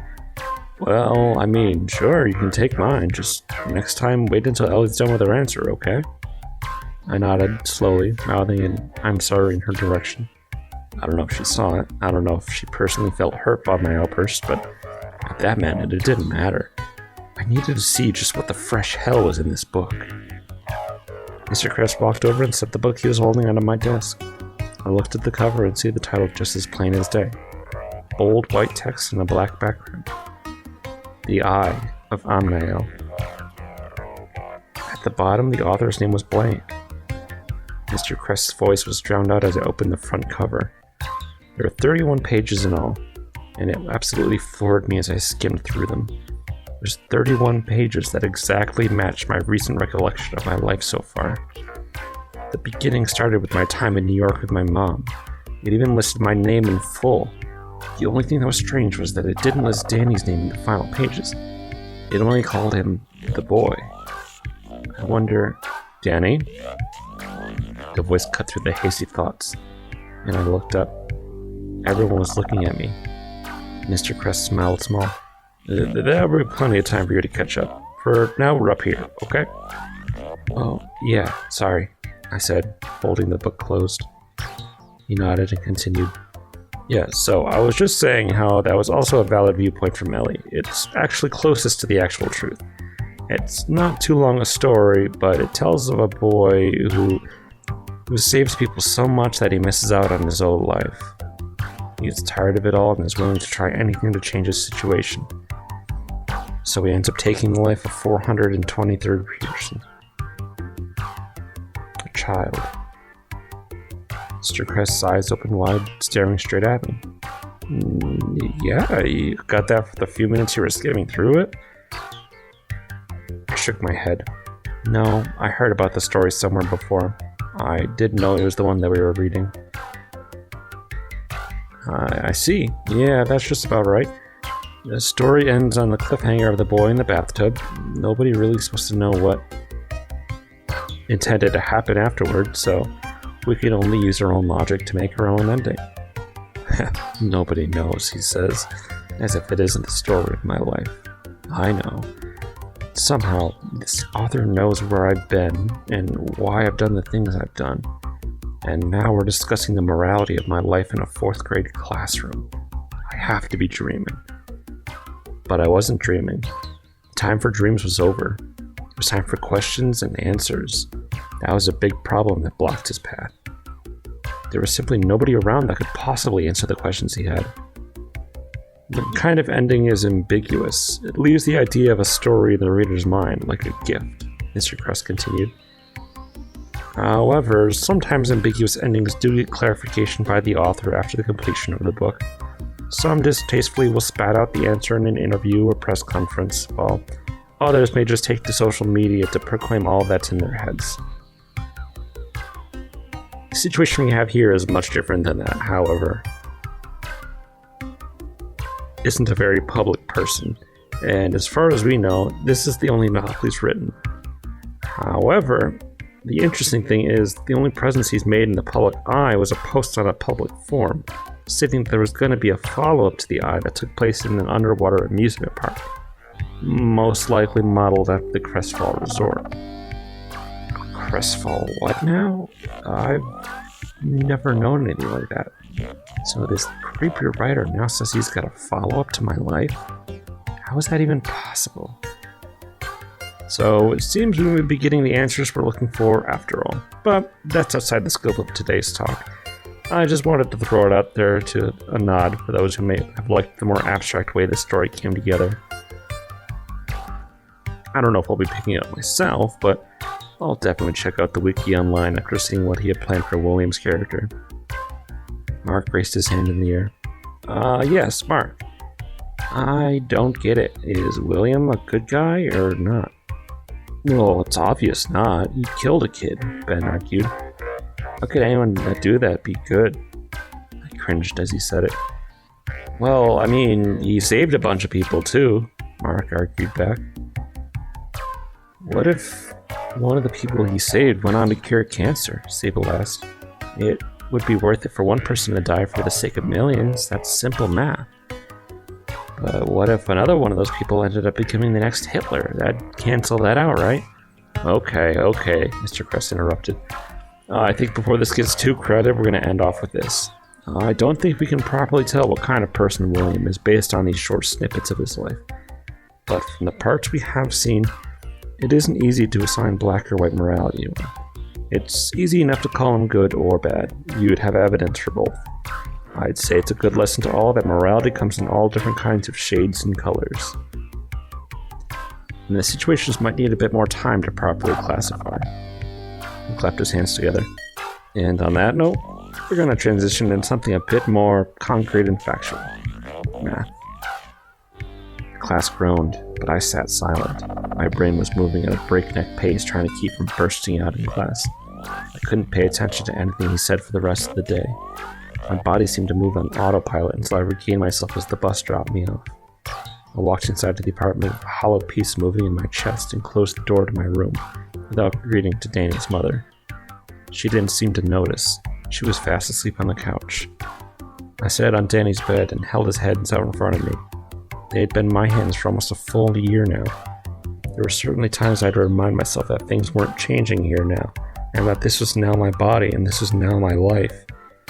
But it never really hit me the severity of my actions. I had ripped a boy's soul from his body, tore him from his life, completely just so I could have it. I'd been hiding behind an excuse to justify my actions. I stared at the hands of a 10-year-old boy. An intense wave crashed into me and my eyes stung with tears. A boy, I took the life of a boy. He was just a damn kid. It was a terrible secret I kept down below since that day it came into his body. But I think the secret had been growing ever since I entered Toni Matterson's body. When she was lying on the ground after the train crash, I felt that lust inside her, the desire for blood anywhere it could come from, the depravity that came from her forced isolation and slavery. I understood why she felt the way she did, and did my best to keep her from killing herself with that charge. I don't think I came away from that untouched. I don't think I came away from any of them untouched. My heart was tainted by that bloodlust. When I was breaking Danny's legs, I felt a warmth in my body, and a joy I hadn't felt in a very, very long time, if at all. It shot pure adrenaline into my brain and comforted me with warmth safer than any blanket. Obviously, I knew murder was wrong. That's why I tried as hard as I could to save the lives of the people I encountered. But saving them didn't make me feel anything that mattered.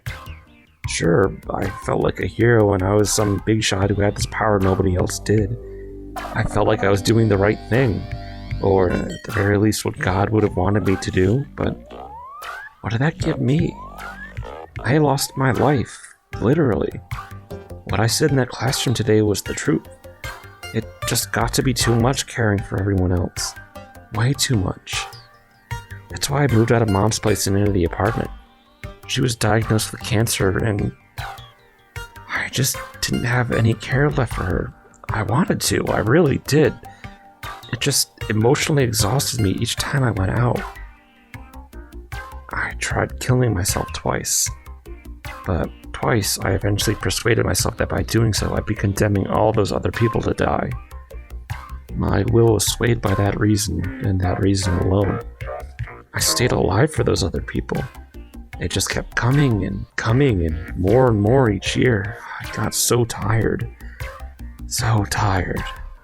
Why didn't anyone care about me? And when they did, why did God take them away? When I came to Danny, I made a decision. I was gonna care for me. I was gonna kill each and every single person I came across and be done with it. I'd return back to my body with little to no interruption.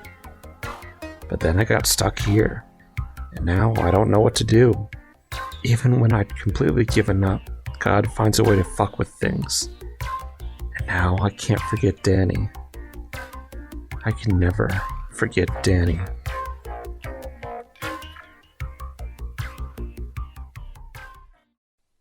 8.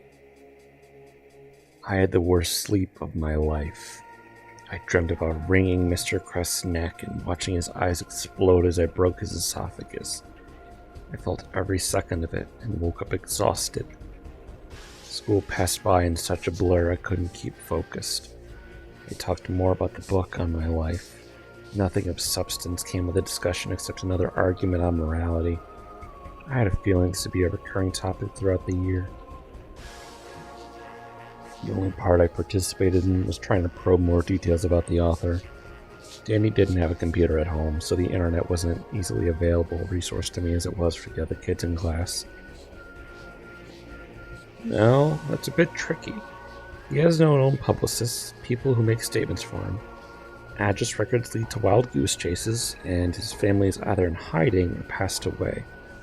He's not the only writer to hide his identity, see J.D. Salinger for example, but he's one of the most known in recent times. People all over the world have tried to place different strange books under his pen and pin as a pseudonym, but as of the current time, no current confirmed aliases match his style. A recluse has only written one confirmed book, and it just so happens to be about me.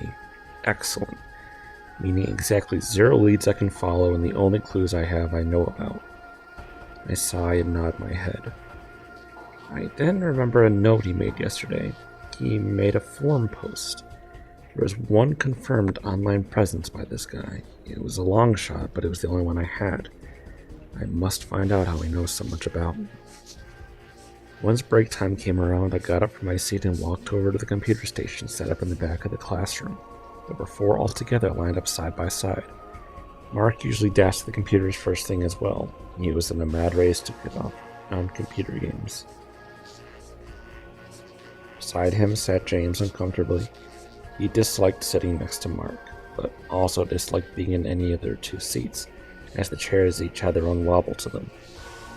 I sat in the chair on the end, furthest from them, and logged into the computer's guest account as quickly as I could. These breaks were incredibly short as it was. I didn't need loading to be all of it. "What's got you in such a rush?" James asked. "Trying to find that forum post that Mr. Crest talked about yesterday. Either of you know which forum it was on?" "Are you so obsessed with that writer? I swear we could have been done with the lesson 10 minutes early if you didn't keep bringing him up," Mark scoffed. James sighed. "It isn't like that at all. You would have just filled it with some other pointless nonsense. Besides, those games aren't even that fun anyway, so why are you in such a rush?" We both could see Mark was practically rapping on the keyboard trying to get the computer to respond. Shut it. I just need to see if my score is still there. Doubt it will be. Evan goes on there at recess and he's pretty good at it from what I hear. He turns to me. "I think he posted it on the writing subreddit. Mr. Crest did know online lingo so much he calls everything people talking a forum." "What's a subreddit?" Looks like Mr. Crest and I are in the same boat. Oh well, I can just Google it at least. It takes a moment to get a hang of Reddit. I'm not a computer savvy person in the slightest, but I can work my way around a browser. I find the writing subreddit and instantly am floored by the dozens upon dozens of pages linked by aspiring writers looking for advice or criticism.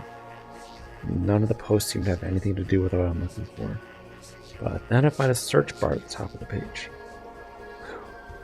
I type in the name of that book. All kinds of different posts come up. More discussion threads of people guessing at its origins or talking about the subject matter. But at the very bottom is a post with a lock beside it. "You cannot reply to this post. It has been locked." Greeted me as I opened it up. I read with an intensity that has never been matched. "Hello, my name is..." You can choose to believe me or not. The name isn't a household one, so I hope you think I'm not impersonating and claim fame. I've come here as I've used this page often for advice in my own writing. The result of my labor is a book some of you have read, The Eye of Omniel. It is now released, and I wanted to talk a little bit about it. I don't get this opportunity often, but I wish to share the fans of The Eye will be happy to know that I'm currently writing a sequel called Arc of Glass.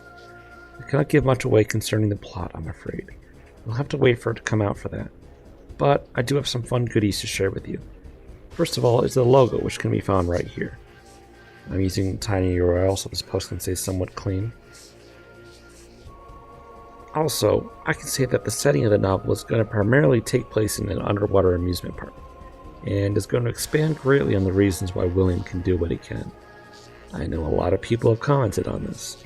Don't worry, I've been watching all of your discussions. I won't leave you hanging. You won't have to worry about the length, either. This is going to be a full-blown novel. With that, my time here is up.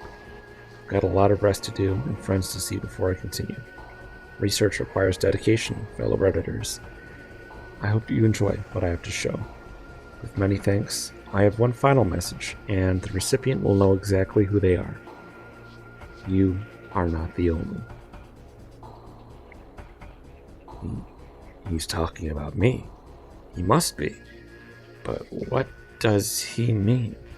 You are not the only one like this? There are others? God, talking about adding layers onto this already pounding questions. If there were others like me, doing what I was doing, did it really matter that I was? What if I was saving other people just so one of the others could do what he did to kill them? What if my actions were worthless in the end? These questions continued to swirl in my head for the rest of the day. I didn't sleep that night. I was too afraid for what my dreams would bring. 9. On Wednesday morning, Mr. Crest dropped the bomb that we were going to have our very first field trip September 21st. A part of me knew he was going to say before he even said it. We're going to be traveling to the Cressfall Resort so we can examine the area and use that for our project on the Eye of Omniel, a prediction paper on the fate of old William Wallace. It was poetic, really, just how things were playing out. You couldn't write it to be more perfect. Well, except that you could. The surge of electricity that filled the room was bombastic. I wish I could have shared in it. The others around me were excited about such an early field trip this close after summer break. I was excited, at least in part because I had a feeling deep down that this Cressfall Resort had the answers to the questions I've been looking for. But a part of me felt anxious. Felt like something was about to turn horribly, horribly wrong. But all I could do was smile and wait. Wait until the answers came. Only a little over 2 weeks before everything would be clear. My mind got out of the gutter it was stuck in once Jim came around.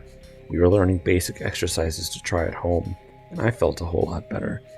Keeping my body in motion kept the thoughts away. I sat next to Ellie. Out of all the people in the class, I liked sitting next to her the most. Not in the romantic kind of way, I'm still 39 in the mind. But she didn't ask me why I didn't talk much. She didn't talk much to the others either.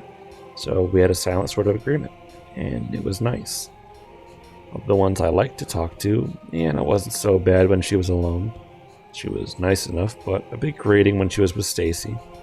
Stacy was annoying even when she was by herself. I think she's the dominant personality of her friend group to Anna, so she becomes annoying to match. I like Ben too. He's a soft-spoken kid that does sports, smart, nice-looking. I would have loved to have been friends with him back in my old body. I would be now, but something about this all tells me in my ear not to make any close relationships with anyone. Evan wasn't so bad either. He kept mostly to himself. I guess his friends were in another class, so he wasn't much a fan of making new ones here. Unfortunately, there seemed to be an equal number of bad eggs as well as good ones in Mr. Crest's class. Kids I couldn't stand to be in contact with, the ones who I would have prayed to not be paired up if I knew God listened to me. Sable was probably the least offending of them. She was a know-it-all and made sure that everyone knew she was the smartest around. If I really wanted to, I could have had her head spinning by the things I've learned throughout the years. But that would ruin my disguise far faster than anything else. So I held back and just let her live out her role. It probably backfired during high school anyway. Mark was a pain. There wasn't any going around it. Everything he did was in service of a laugh or for himself. He back-talked Mr. Crest, asked irrelevant questions laced with innuendo. The worst kind of class clown is an annoying class clown. It didn't help he played sports and could toss Danny's body like a javelin. He definitely grew up to be the meathead jock that pushed kids like me around. And then there was James. He was just unpleasant. He probably faced copious amounts of ridicule for his body size, and for that I pitied him. But he took that shame he felt and fortified a grand wall that guaranteed nobody would like what he saw, and should they choose to peek behind it. He was crass and a lot like Sable. If he knew he was right about something, he was sure to flaunt it. But not because it made him feel smart, but because it was an attack against everyone else. "I saw you looking at that writer," the voice next to me said, not above a whisper. I turned to Ellie sitting by my side. Her face was expressionless, looking at mine. Yeah, I just thought it was strange that nobody knew anything about him." I thought it was strange, too. I struggled to continue the thread. Yeah. Did you see the phrase repeated at the bottom of his post? This raised my eyebrows. You saw the post, too? I looked after you did. I was at my home. Oh, so you saw the word phrasia there? Yeah, that is strange. You repeated. What? I stopped stretching my calf and turned closer to her. What do you mean? You didn't see? How? Strange. She returned to her stretches, and I to mine. It repeated? No, I'm quite sure that it only said it once. I'll have to make sure I'm not being messed with. Very odd for her of all people to bring it up. Although, I guess she's seen me be so carelessly frantic about it. I guess if I was in her shoes, I'd do the same thing. Once jam was over, we all filed back into the hallway toward Mr. Crest's room. I talked about the Native Americans during our social studies period. It wasn't anything I hadn't heard before. Sable raised her hand for every question, with Ellie raising hers for a few of them. Mark blurted out his side comments to each point. He thought it'd be good for a joke. He thought a lot of it was a joke. Mr. Crest excused himself to refill his coffee mug every break rolled around. As the door closed behind him, I made a quick effort to go over to the computer and snag the seat I'd taken yesterday. Excuse me, you're in my chair? Mark hissed to me in a disgruntled voice. He sat over there yesterday, I told him with my eyes not leaving the computer screen. I logged into the guest account and headed over to the browser icon. Yeah, but this is my seat today. Why aren't you looking at me? Because I'm very busy. Buzz off. Mark's face contorted like a lemon was sprayed into his eyes. I'm not a bee. He yanked me off the seat and I slid so far back I slammed against the heaters by the windows. Ah, you son of a... I caught myself just in time. I gritted my teeth and stood up. You're looking up at that writer again? What, you have a crush on him or something? Fuck off, Mark, I say, reminding myself Mr. Crest isn't around. You take the seat he sat in yesterday. Oh, big boy using the big words now, huh? He cackled. Oh, come off it, Mark, Sable said. I'm curious about him, too. Doesn't mean he's homosexual. You can just say gay. Nobody's going to think you're stupid for using the easier word, Mark called back. He looked over at me. Oh, come on now. You're going to infect the computer with your homosexual. That isn't how computers nor homosexuals work in the slightest. Don't worry. Everyone thinks you're stupid, I said, opening Reddit once more. I scrolled and searched up the book and found his post. Listen here, tough guy. Why don't you... Mark started to get out of his chair and walked toward me until he saw the screen. He stopped mid-sentence and his hands fell by his sides. You're not the only, you're not the only, you're not the only, you're not the only, you're not the only, you're not the only, you're not the only, you're not the only, you're not the only, you're not the only. What is this? I sat back and refreshed the page, seeing if my eyes were just messing with me. That's creepy, Mark said. Who changed it? I asked. Yesterday I had that big paragraph of stuff talking about the sequel. I don't know, Mark said, yanking me up by the collar of my shirt. But it doesn't change the pounding you're getting. My voice cut out as his hands clasped tight on my dick. He yanked her down hard and grinned tight. Not so full of your words when you're led by the leash, huh? Mark, cut it out, Ben sat forward. It's not cool. Not cool, Jimmy laughed. You call a murder scene not cool. Ben shook his head in irritation. You know what I mean. Mark squeezed tighter. Nah, you may be older, chump, but you don't sass me. My father was Army, my brother was Navy, And I've been doing special kind of training you could only dream of. Mark, come on, cut it out, Ben called, standing now. Yes, Mark, I think it'd be best if you ceased. Mr. Cress crossed his arms. It's like I got Samuel in my class all over again. Mark's face twisted, but lessened, and so did his grip. He dropped me back on the ground inside. Did the principals? He asked. Mr. Cress nodded, and then he shuffled off, but not before shooting me a devil's glare. Mr. Cress walked over to me. Do you need to see a nurse, or do you want me to call out your parents? I shook my head. No, I'll be fine. I'll just need a second for my stomach to stop feeling so tight. I'm sorry I wasn't here to see the start of it. What happened? Mark was just being Mark, Ben started. He was being a bit mean about the computer seats, and Danny was just standing up for himself. I see. Thank you, Ben. Well, I'll do better not to leave you guys unattended. Although I don't think Mark will be rejoining us for quite a while, he said. Why's that? He shook his head for a second, but stopped. His older brother was the same way. I could see him getting suspended from this, but you didn't hear that from me. Suspended, huh? Well, it'd do my jolly old soul some good to balance this class more in favor of folks I like seeing. I nodded and took my seat back beside Ellie. Did it hurt? She whispered. Yeah, a bit. But you didn't cry. No, boys don't cry over stupid stuff like that. I would've. Sure enough, as that day passed, Mark was suspended for a month.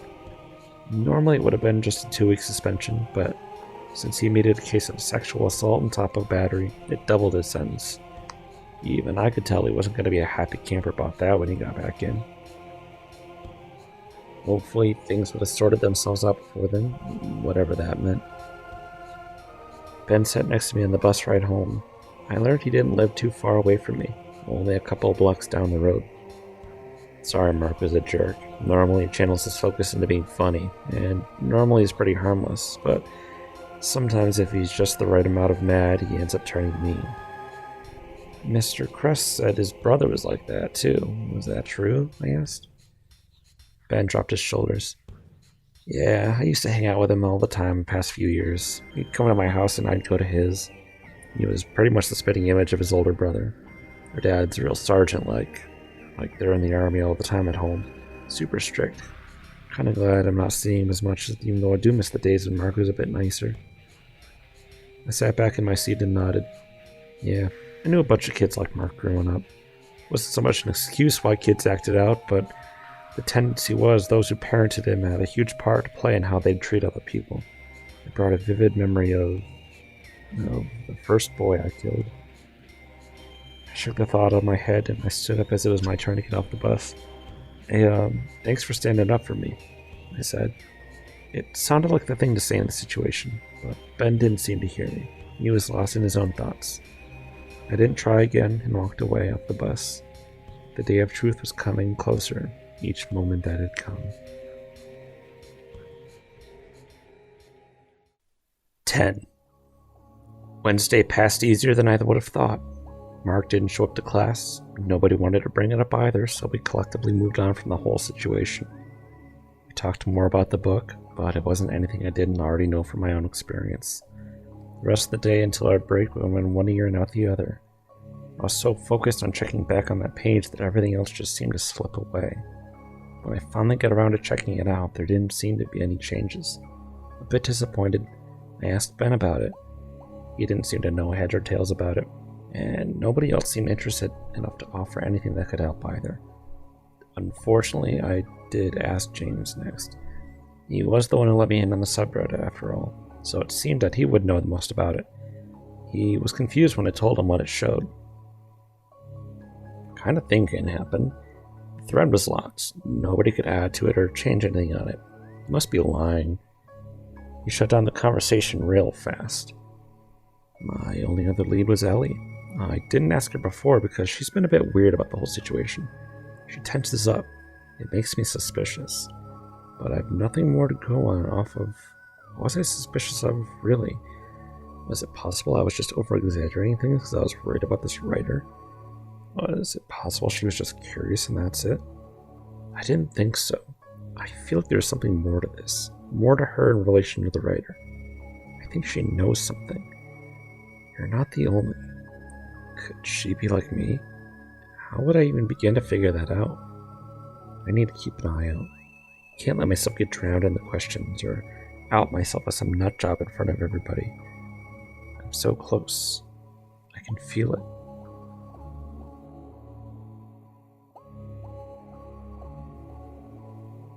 I remember watching a show when I was a little younger. The protagonist is a little like myself now, actually, in situation at least.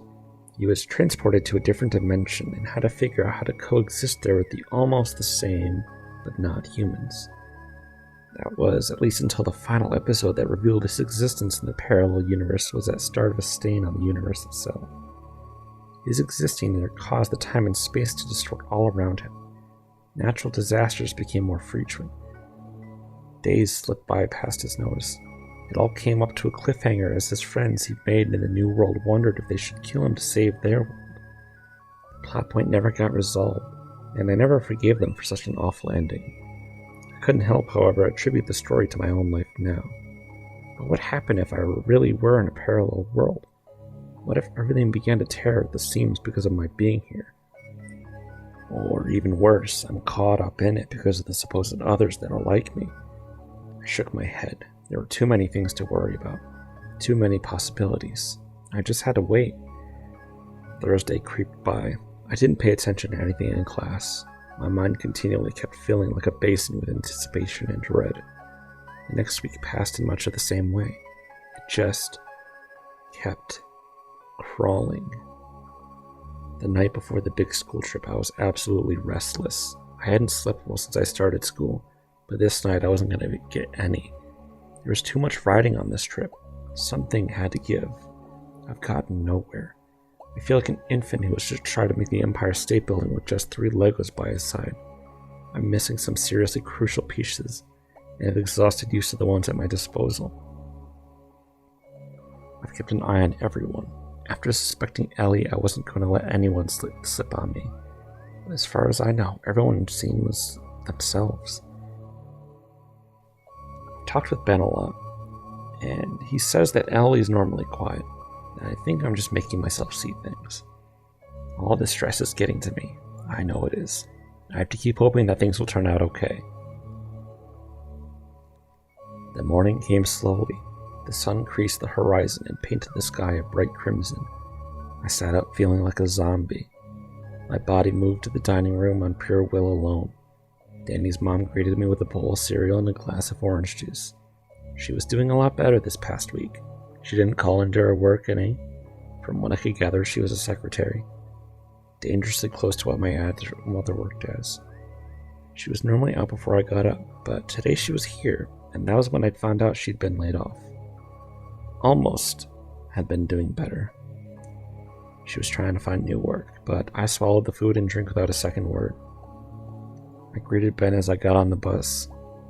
He had gotten his hair cut the previous night, and I could definitely say he looked a lot better with it. I'm sure that whoever he dates throughout high school, if any, would prefer his hair short. I genuinely hope he finds that special someone. You excited? He asked as I sat down in the seat across from him. More than I can ever express. So, you really think something will go down here? I slipped a little. I needed someone to talk to, or else I was going to go crazy. It was right at the tail end of last week, so I guess I lied before about passing it like normal. I didn't tell him everything. God, no. I just told him I had a vested interest in the writer because of the Reddit post. I lied a little bit about the post, saying my name in one of the edits. If I didn't add that bit of information, he wouldn't have cared to talk about it past the first minute. And I couldn't so much tell him why the initial post is so important to me. That would risk everything. So, as far as he knows, this writer name drops me specifically in a mysterious update to the post that happened before the whole "you're not the only" nonsense. Normally I wouldn't be able to get away with that sort of lie. Posts can be backtracked, but we're dealing with a 9-year-old here. I felt safe in the lie. Yeah, I do. You said his post was the same until last week, right? I asked. Yeah, according to Mr. Crest. Maybe we'll see him doing some research at the Cressfall. I mean, it's obviously where the setting's based off of. Ben shrugged his shoulders. I don't know. Guess it'd be neat to see things that people would read about later on. Yeah, I guess that would be cool, I said. The darkness kept the cold air close to our bodies as we filed out of the building to Mr. Crest's room. They all shuffled in, anxious, and started the first field trip of the year. I took my seat as attendant started up. When he counted us all present, we stood back up and formed a line out the door. Mark Terry's big plan. That little shit thinks he's so tough. My hands are working autonomous as they cock the hammer to my father's service pistol. The weight feels just right in my hands. I remember the day he first showed me how to shoot. Last summer I was tossed out of bed and dragged to the shooting range. My dad has enough connections that they didn't care I was so young. It was Sam and my dad there that knew everybody. I was given a pistol and shown how to load it. I followed his instructions to the point. I knew I didn't, I'd get smacked. He had me shooting and reloading again and again. You're not going to go home until I see some good shots from you. Took Sammy all day to get it right. We'll sit here as long as it takes, he told me. The other guys and my dad knew, and then it was just us. Hours passed. I still hit about as many shots as I missed. And each one I missed, Sam shoved my back against the wall. Come on, just make it already. I fired the gun. He missed the target completely. Another shove. Come on, boy, my dad said. You're not going to earn your keep firing like that. I shot another. It grazed the target's torso. That was just as pitiful. I took a deep breath and held the gun in both my hands. I pulled the trigger and watched the hole emerge from the target's forehead. Manageable. Hit another 5 just like that, and we'll see about getting some food. I fired the gun, missing it completely. The day stretched into forever as I finally hit 6 shots in a row. It was 11 at night, and my big reward is a Big Mac from McDonald's. I sat down in my bed until the next day came, and we started it all over again. Ever since then, every weekend is spent with my dad and brother shooting until I make 6 shots in a row. Then 10. Then 20. It's been 2 years since then, and now they're not dissatisfied until I can make 100 shots in a row. They don't mind the prices. The armors kept my dad well paid. I'm sure I could hit 200 now if I chose. But the thought of missing just a single shot and starting all over wasn't pleasant in the slightest. That's why the gun I'm holding now excited me a whole lot more. I only needed to make a few shots, and that was that. This stupid motherfucker Aldoun got me suspended. All because he didn't take a few jokes and took my seat. What a pussy. My dad wasn't happy when the principal told him what happened. I wasn't happy either. But he was more than not happy. If I taught you nothing, you're gonna stain my name with this horse shit, just like your brother did at your age. I rubbed my face where the headache was still settling. It was sore. It would be fine in time. The pistol felt heavy in my hands. The house would be empty until Dad got home from work later in the day.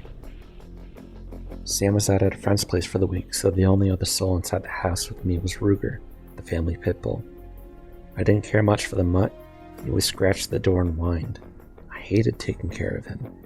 I held the gun up and pretended like the dog was right in front of me, but then let my arm fall. No, the dog was annoying, but it didn't deserve to die. I slipped the pistol in my jeans and lifted my sweater over the top. I made my way out the front door. Sam's truck was parked in the driveway. He usually stole a ride anywhere he needed to go, and let me say I'm more than thankful for his laziness. I opened the front door and pulled the seat closer to the front. Now, it's my turn to be thankful for my dad's alcoholism. Because of his stints at the bar, I learned how to drive. Sam was still away for the Navy, so it was just me and Dad. He'd bring me along to sit in the car and wait for him to stumble out of the passenger seat, and he'd just tap the console twice and say, "Alright, that's enough." Now, ain't it some irony that my dad gave Sam his own truck to have it as a present? I sat up in the seat. I'm big for my age, but I'm just able to reach the pedal with my foot, and the seat propped all the way forward. Sam always leaves the key in the ignition, says he isn't afraid of anybody stealing the truck because they'd get cold lead shoved up promptly up their ass. I personally would think if someone was able to get away with the truck, a single pistol wouldn't be too much to stare at them. But hey, it's his truck, and now I'm taking it. Ain't it funny how life works out sometimes? I turn on the ignition and throw the truck into drive. The gun is now touching my bare skin. I'm shaking as the potential quivers against my body. It's time to rock and roll. I'll make this stupid field trip one nobody will ever be able to forget. 12. I was surprised to see what looked like a party bus sitting on the school's parking lot. It looked to be twice as large as the normal school bus that I was used to. We never had the money to spend on buses like this when I was these kids' ages. I actually had never been on one of these kinds, so when I stepped on board, I was shocked to see that the seats were able to recline. And not only that, but there were screens built into the back of each seat. This is crazy, I said, looking down the aisle. Keep it moving, Mr. Cress said from behind. We need to get everyone inside. I nodded and found a seat near the center of the bus and sat down.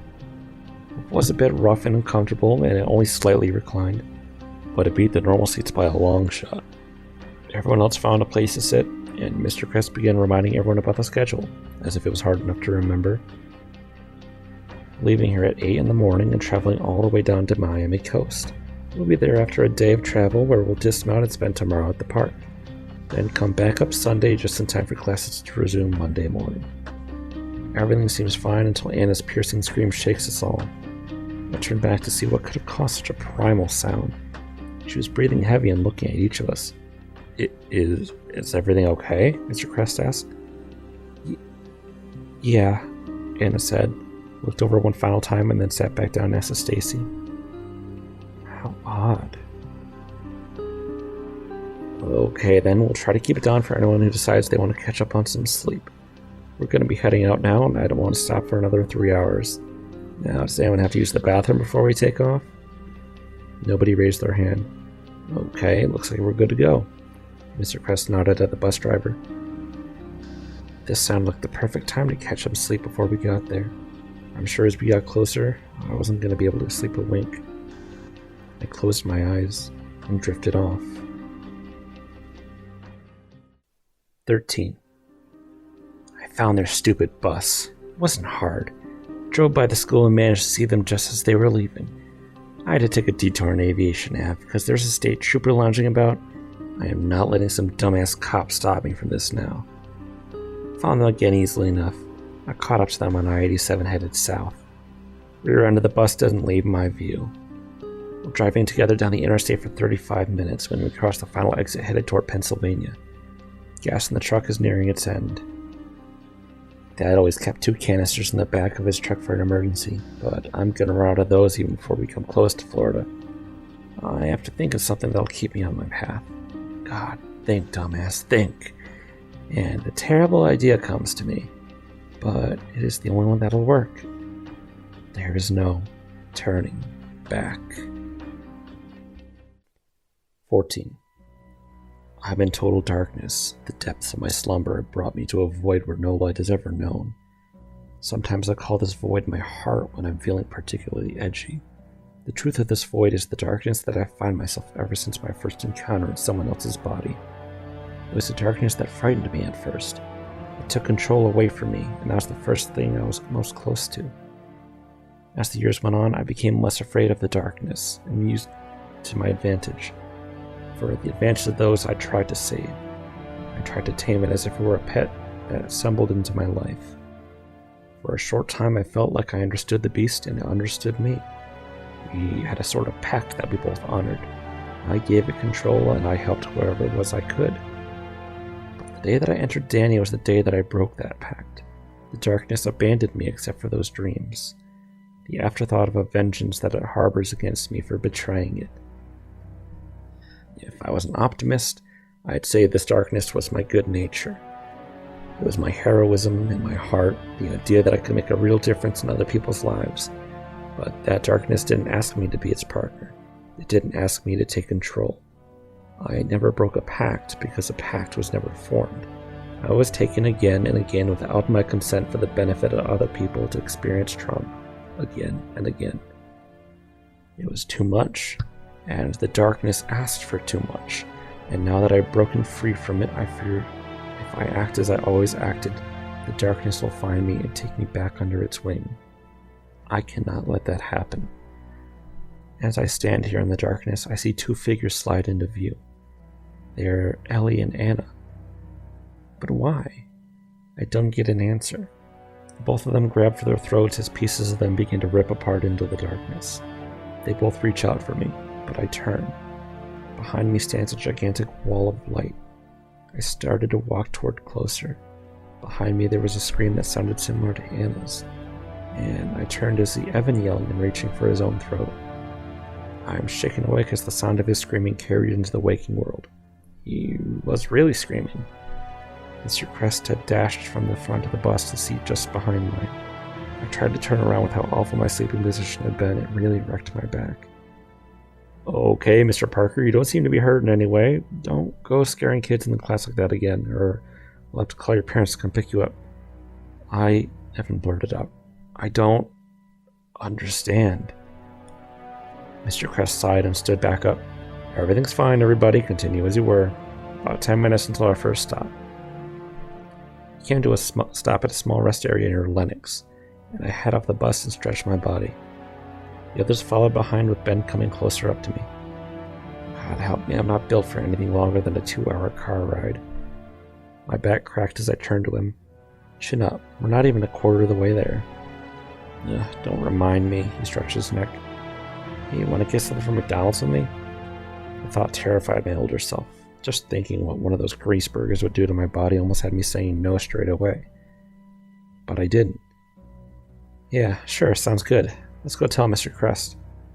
We did, and he told us to make sure to stay to the buddy system, whatever that was.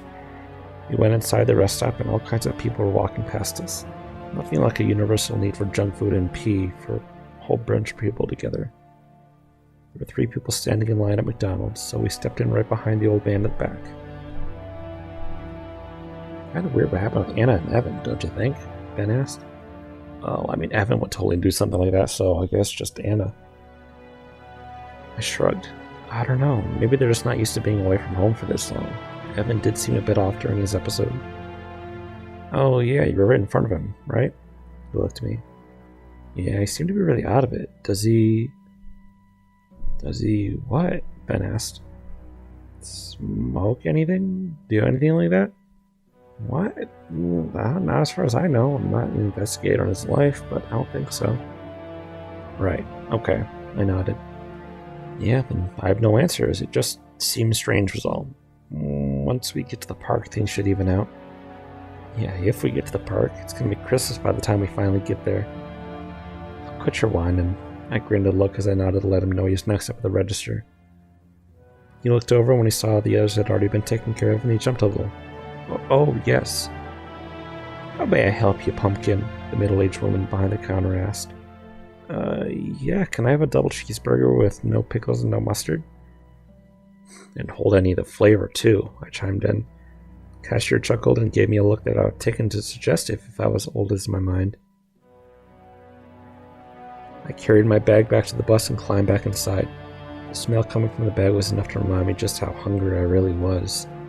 I hadn't eaten much this past week, and the burgers in the bag were a grim reminder of that. I took the first out and noticed the grease caked the outside of the wrapper. This kind of thing probably would kill anyone with a trace of high blood pressure. It didn't look at all the way the commercials painted the burgers as. When do they ever? But I have to say it tasted so good going down. I felt the potato chip effect start to kick in, and I wolfed the burger down in 4 bites. Gonna be hungry again in a few hours if you waste them all like that, Ben said, taking a smaller bite out of his burger and then sipping his Coke. Yeah, maybe I'll just eat myself into a coma and then we'll wake up when we get there. He grinned and took another bite. I grabbed my second burger out of the bag and began to unwrap it. As I turned around to look, I saw Anna asleep in her seat. Stace was sitting beside her, munching on some chicken nuggets. Psst, Stace, I called over. She looked over to me with a nugget half hanging out of her mouth. She let it drop into the container and wiped her lips. What? Is Anna okay? I asked. She looked at me with a strange look and then resumed eating her chicken. Yeah, she's fine, just tired. Ben stood to look over at my seat and then back down. Evan's out cold too. Seems like we're good. I nodded and turned back around to take the first bite of my second burger. 15. The bus took off from the parking lot just as soon as I coasted in. It's gotten dark out and my gas reserves are running low. Can't go much farther in the stupid truck and definitely won't make it into another rest stop. I'm not giving up, not in the slightest. I know my way forward. I'm eyeing a truck that just pulled into a parking space just beside mine and can't believe my luck.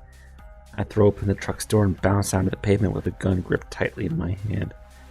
I fire twice and catch the mother and father in the head. Their heads fall as the life leaves them. There's screaming coming from the inside, and I know there's a kid in there as well. The mother falls out on the ground when I open her door. The daughter stared at me with abject horror. She tried to scream once more, but my next shot tore through her face and splattered her blood across the back windshield. I shoved the father's body out of the driver's seat and turned on the engine. Good. Their gas is almost nearly full. Should have a long time in this truck before I have to ditch it for another. I had to keep my ammo in consideration. I had a box of 36 rounds and now 3 of them were gone. I stuffed it under the passenger side seat and dragged the daughter's body over and back and onto the pavement. I had to hurry as someone inside had surely called the cops by now. My plan was to not be here when they were. I backed out and pulled onto the highway. I'm coming for you. 16. My back didn't feel right until the bus stopped for the last time. It was like an ache that would forever fuse my spine based on how long it persisted. Of all the things to get flashbacks of my old life, back pain was one of the least exciting ways. I opened my eyes and we parked on the coast out of my window. I must have been sometime early Saturday. I don't remember anything I dreamed about in the times in between. I'm thankful it wasn't any more of that nonsense with the others here, and I'm doubly thankful it wasn't anything relating to Danny. I don't know if I could stomach another guilt dream. Mr. Crest led us off the bus, and when we were all accounted for, he nodded briskly and stood straight. Now, I know you're all tired from sitting for so long, so you can rest assured we're all going to be doing some walking to keep ourselves moving. We've got a 10-minute walk to the entrance to the park, where I'll go over a bit of the park's history, and then we'll head inside. From there, we'll begin on a tour, and at about 10:30, we'll break off from the main group to go find our lunch reservations. It's about 3 hours from now. Everyone okay with that? I nodded. Yeah, that's fine. I'm not too particularly hungry right now anyway. Ben patted his stomach. Hell, it's because you ate 2 rounds of fast food. Of course you'd be full, James said. You're just jealous, Ben grinned. You regret not picking up any when I told you you'd want some. James looked away. It's disgusting anyway.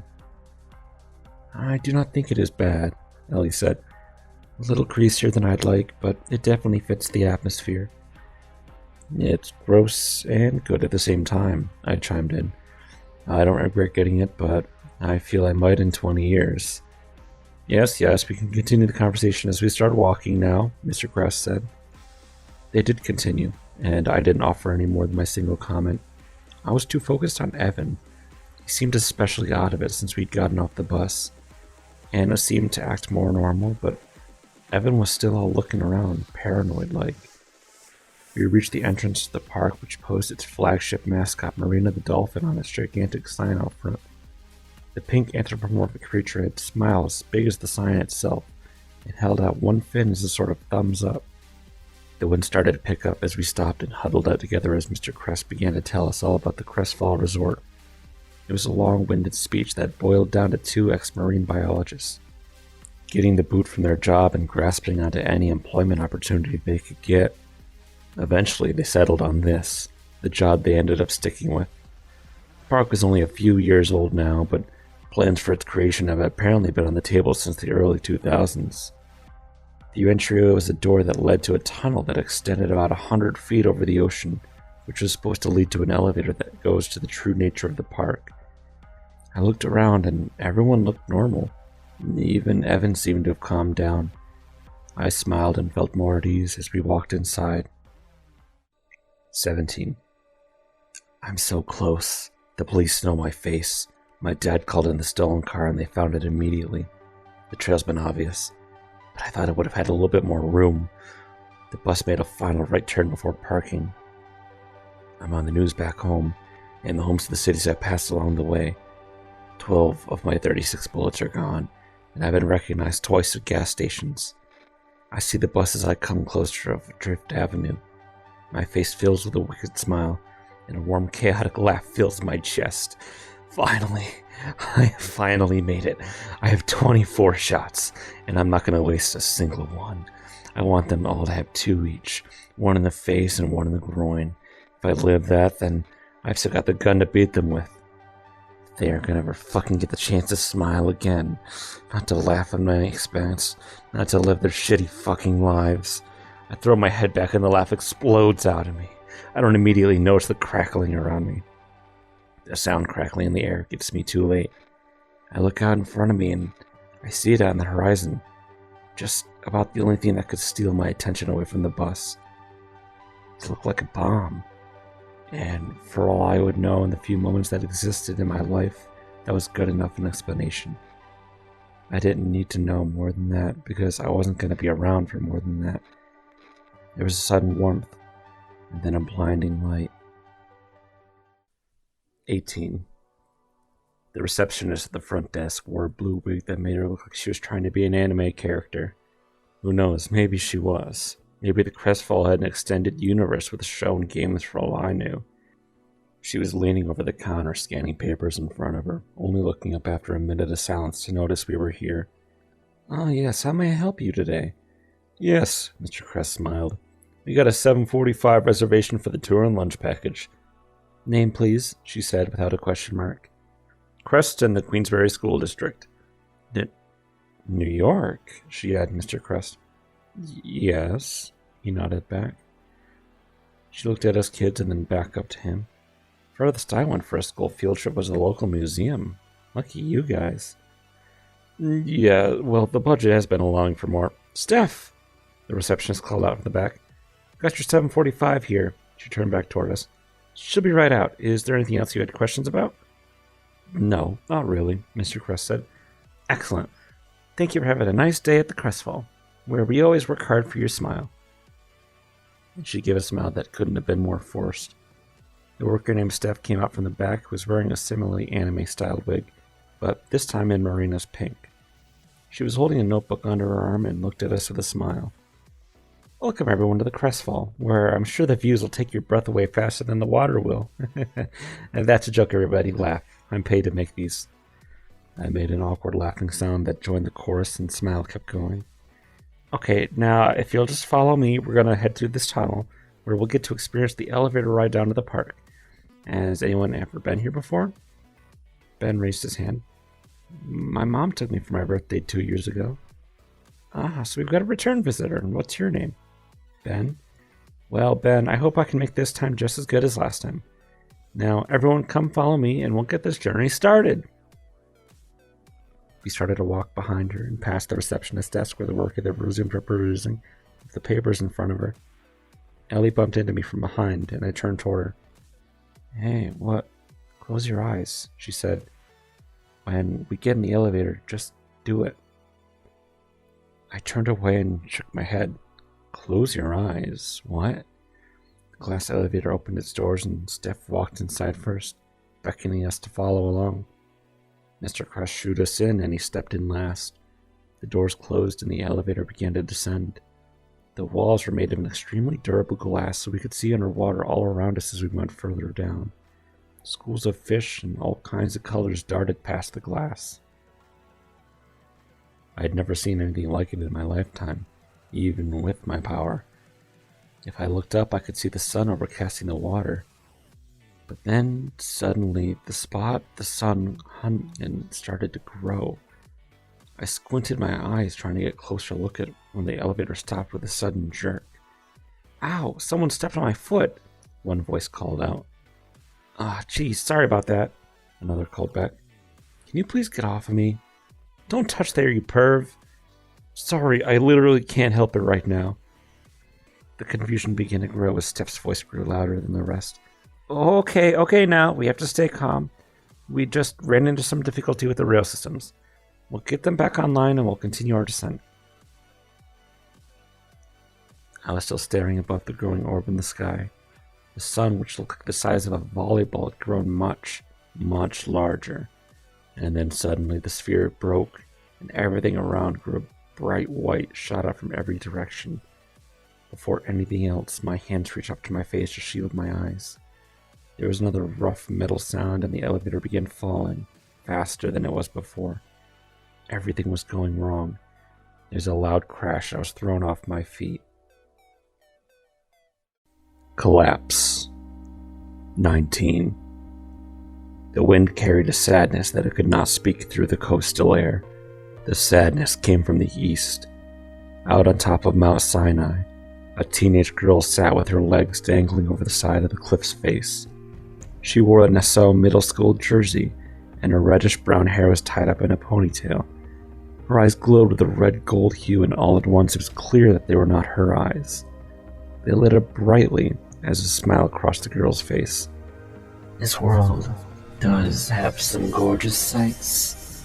Its eyes scanned across the valleys below. I'd like to remember this view. A figure obscured by darkness stepped out behind the girl. It almost looked like a large bipedal reptile. Long, skinny legs that led into its long, slimy torso that ran all the way up the gecko-like head. You always were a sightseer.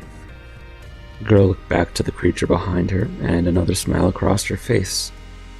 Ormus. She looked back to the sunset she had been staring at previously. It's a beautiful place. And you're gonna ask me if I miss it? Ormus asked. No, not that. Forgive me for being so predictable. It's more like I do. I've been remembering more of the time passes. I want to know how much you remember. I thought it'd be something like that, Ormus said, his expression remaining the same. You always shrug it off. I'm really curious. Because it's to come with time. I only remember what I'm supposed to remember. Right. You know that answer makes it hard for me to believe you don't miss it, right? Ormus grinned what little he could. I just do what I'm told. It's much too bothersome worrying about all the rest. The girl nodded, looking back toward the sands below. Father asked me to send for you. Curious now that we're all talking because I sought you out. The girl shrugged. He also sent me out to start the collapse, and both of those things seemed like a lot of work, so I wanted to take in the sights before I did either. The collapse. I see. The girl looked back at Ormus. If you want to see her, then now would be the perfect time, Issachar said. She's very smart, you know. I think you'd be proud. I shouldn't. It'd only bring trouble. I've got more than enough on my plate from Father. I'm being sent to 423. With Sakana? She's finishing up there now. I've got someone I'm scheduled to meet there. Okay, The girl said. well, I'll get started on here, which should line up right on time with your job there. Issachar, Yeah, thank you for keeping an eye out for her. Issachar nodded, and then turned back toward the world. I think she loved this girl. Really? Ormus asked. Yeah, she's not gonna forgive us. You mean me? Yeah, pretty much. There's nothing that can be done about it. I'll go see Father now. Ormus vanished as quickly as he arrived. He definitely remembered more than he let on. Issachar sighed and sat out looking at the sun set for another hour. There was a warmth that covered the girl's fingertips. With the power given to me by Father, I shall connect the core of every single existence in this manyverse. I shall condense and collapse them into one single existence. I shall collapse everything into one. The stage shall be set for a new show to begin. As the girl's fingertips began to glow, a bright white, the stars themselves began to move the slightest bit, and then faster, and then faster. It started to look like a whirlpool of glowing white lights that moved in sync with the light on its fingertips. Up above, the universe sat a collection of several million different, but similar, universes. Lands of light, Luxmund. Each of them encapsulated their entire growing half of the manyverse, Luxmund and its many selves in that particular moment began shifting, seizing, vibrating, colliding, collapsing.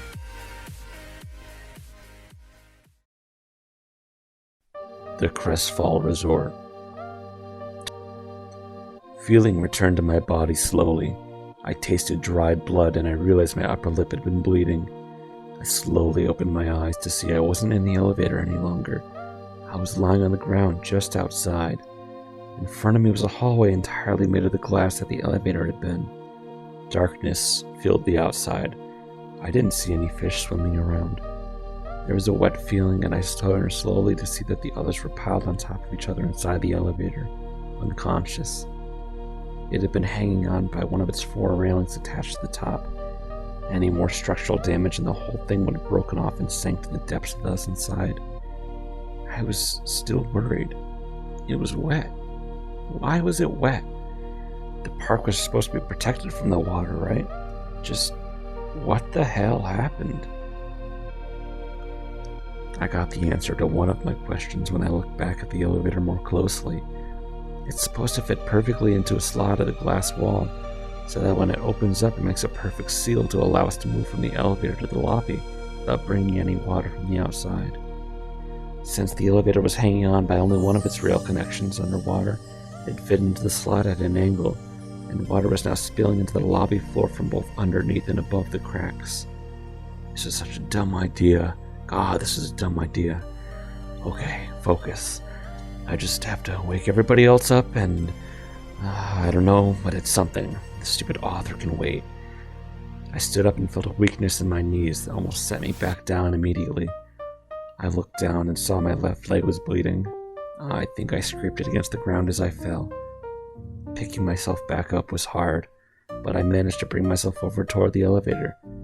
Mr. Crest was the closest one to me, so I bent over him and began shaking him. He was out cold. Ellie, Ben, come on, one of you get up. I kept shaking. Nobody woke up. Breathing, just not waking. I stood back up and cursed the whole way. Not even the worker staff was stirring. I gotta find someone who can help him out. I stopped dead in my tracks. Look at yourself. You're playing the hero again. Was a year's freedom too boring for you that you had to go jumping at the chance again? I looked down to my hands and stared deep into them. You've been so adamant about defying your fate that you've circled back around to following it. And now you're just a shitty hero alongside a shitty anything. Why don't you just give up fighting and return to your role? Role? Is that all I am to be? Forced to be the hero no matter whose face I wear? No. I refuse. I refuse to crawl the path that has been carved out for me, because crawling is giving up. I have a purpose. I have a goal. I am not letting this cycle continue to get in the way of that goal. I looked toward the entrance to the park and then back toward the elevator. Sorry, guys. In another life, I would not have stopped until you all were safe. I would have considered you friends. But I'm not Daniel Aldoun. I don't know if I can even wear my own name anymore. I still have to find out why that author knows it. I'd nod my head to them as if they can see, as a formal goodbye, and began walking closer inside the park. The pain stung at first, but gradually grew more tolerable the longer I walked. 21. The Cressfall Resort was nationally lauded for the atmosphere they provided guests who often traveled across the country and sometimes even across the globe to visit their glorified fishbowl Disneyland. There aren't any rides at the Cressfall that are particularly unique or exclusive that other amusement parks wouldn't have. When you come to the Cressfall, you come for the experience of doing all the things you could do above land, except that it's underwater and twice as expensive. When I stepped past the ticket gates at the front of the park, I was not filled with a sense of childlike glee or anticipation at the multitudes of group happiness around me. No. I wondered why there were so many dead bodies. 22. I passed the gift shop that's stationed right next to the entrance to the park. No doubt some marketing scheme to entice children to drag their parents for one last purchase before leaving. That was when I saw the little girl younger than even Danny lying down on the ground. She was wearing a t-shirt of one of those animated monsters that are so often on TV. Pokemon? It didn't matter, but in that moment it seemed to. I could tell she was dead right away. Those eyes couldn't belong to anything left alive. They seemed like they'd exploded out of her head and leaked down her cheeks. I took a hesitant step closer and bent down over the child. Her dark hair was matted with thick, dark coats of blood, but it didn't seem to be hers. She wasn't near anybody else, so she must have died here on the spot. I stood up and walked down the avenue as I passed another small gift shop. I stopped and rounded back to the window when I saw the face of the employee behind the cash register, buried face first into the machine. I stepped inside and noticed the acrid smell immediately. This body was left to cook. The Vic was late teens and also had dark hair, almost like the young girl. But of guys, it was common and of color. Most likely just coincidental. I picked up his head by the back of his hair and saw his eyes were blown out just like before, the fluid dripping onto the counter.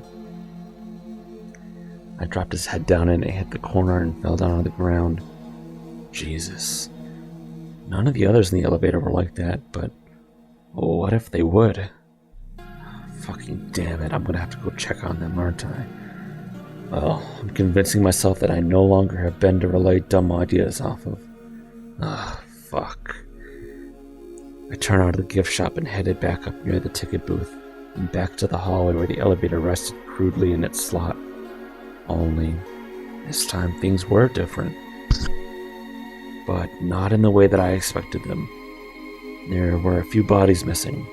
The pile was smaller when I'd left. Ellie, Evan, and Anna were nowhere to be seen. What remained? Chunks of glass had been broken somehow from the edge of the elevator that had not fit quite right, and were protruding from the chests of the remaining. Steph, the worker, Mr. Crest, Ben, Stacy, James, and even Sable. God, kid's so quiet I forgot she was even in this stupid class. Oh well, so much for breaking out of your awkward phase. Well, now things just got a whole lot more interesting because these people were all still alive when I was here not a few moments ago. And now somewhere, well, they're somewhere. Looking at how the glass is broken, I highly doubt any rumbling shook them around enough to accidentally puncture each and every one of them perfectly in the chest like that. So the best explanation I could think of is that one of them, or maybe all of them somehow, managed to break off the pieces and do the deed themselves. Or maybe one of them did it and then stabbed the others and hid them. Or, I don't know, all this was really guesswork on my part. The water was now flowing faster through the hole caused by the broken glass and misfitting elevator. It turned a minor-ish into what looked to be a very serious possibility of us drowning in here. Calm down. You've been through worse situations than these on a monthly basis at this point. This is nothing. I just had to find the missing ones and either ask them what happened or take matters into my own hands and defend myself if necessary. It's just like any other time. Except I knew that it wasn't. I had no clue what would happen if I died in this body. I couldn't rely on past experiences when Danny defied every single one of my rules. You're no nice boy. The thought flew into my mind instantly and dragged out a bloodied and beaten memory, one I thought long locked away. My mother passed to lung cancer, and I left her dying as I moved into my new apartment. I fought with her that night I moved out. It was over stupid shit. It always was. I didn't have enough in me to be what she needed. I couldn't be her hero. We screamed at each other and I felt that prickly sensation behind my eyelids. It was the same kind of burning slowness I felt when I was inside Toni Matterson. I saw a vase she kept on the windowsill and couldn't get the feeling of smashing it over her out of my head. I screamed louder because I wanted it to stop, and I wanted her to stop, but not in the way my impulses wanted her to stop. So I got her to hate me. I said hateful things I knew would cut her deep down so I'd feel guilty enough to suppress that bloodlust. It worked. I saved you, Mom. And you died a week later thinking I hated you. I tried to be your hero, but it didn't work. That's why I can't be a hero anymore. If doing the right thing is so bad, I don't want any part of it. I'm gonna be me, and someday, I'll be okay with that. 23. The bodies I had seen before were undisturbed on my second run through. I passed on the gift shop to avoid the terrible smell. The park opened up considerably after the lines of shops. Attractions littered every inch of the park's length. A crowd of 10 people lied on the ground scattered in front of me. I walked slowly over to them with my breath held. Each of them was just like the others I'd seen. I didn't recognize any of them. So I moved deeper into the park. In the distance, I caught a glimpse of a figure running, and instantly I had a lead. Someone was alive. I had to find them and figure out what was going on. I ran as hard as I could given the circumstances through the main square and passed over the bodies that remained. I was taking the steps up to the Ferris wheel when I caught another glimpse of the figure. It was the mascot of the park, Marina the dolphin. The person was wearing the mascot's suit. They cocked their head and held their fist out in the same sort of thumbs-up pose I saw on the sign out front. "Who are you?" I asked. The person in the suit shrugged their shoulders and motioned for me to come closer, and then walk closer to the overlook at the other side of the stairs. I took a step closer and then stopped. "Why should I trust you not to do anything fishy? You're the only other one here I've seen alive." Marina motioned again, not saying anything. I could tell that it wasn't any of the other kids from the class inside the suit. They were much too tall. Something still held my spine up straight as I took another step up the path. Marina motioned before pulling my arm in closer to the overlook, pointing out over it. Down 10 feet below, I saw Ellie, Anna, and Evan, all sprawled out on their backs. From here, their eyes didn't look like they had been spilled out of their heads like all the others before. Another second, and I felt Marina's hand on my back, sending me tumbling out over the overlook. I instantly feel the rumbling stampede that Dom got killed by as the first victim fell from their own overlook. Only this time, the rest of the people to stampede with were already dead. I hit the ground with a thud, but it was far from fatal. My leg stung a whole lot more than it already had. It was probably broken. I looked up above me and saw Marina taking the ramp down the bend and slowly walking over. Their hands reached up closer on the neck of his suit and began to yank the headpiece off. Inside was my face. "Well, look who we have here. William Wallace in the underage flesh," my voice said. "You've made quite the mess of yourself." "What is happening?" He walked closer and bent down to my knees. "You came here looking for the person who wrote this." He held up a copy of The Eye of Amniel. "Trying to find out what it all means. It's a lot simpler than you think." "Are you the author?" A nasty smirk crossed my face. "No, sorry there. That's my father. He's not here. He's a very busy man. I'm here, though, if that lightens your load any." "How would that? I don't know who you are besides the fact that you're wearing my face." Another nasty grin. "And you're wearing the face of a young boy. Who's to say this can't be my face now? I mean, you did discard it and all." I had no answer. This must be the other that the post talked about. "Oh, you're wondering about that one on the internet?" I looked at him with growing confusion. "Yeah, you've got no secrets from me." He winked.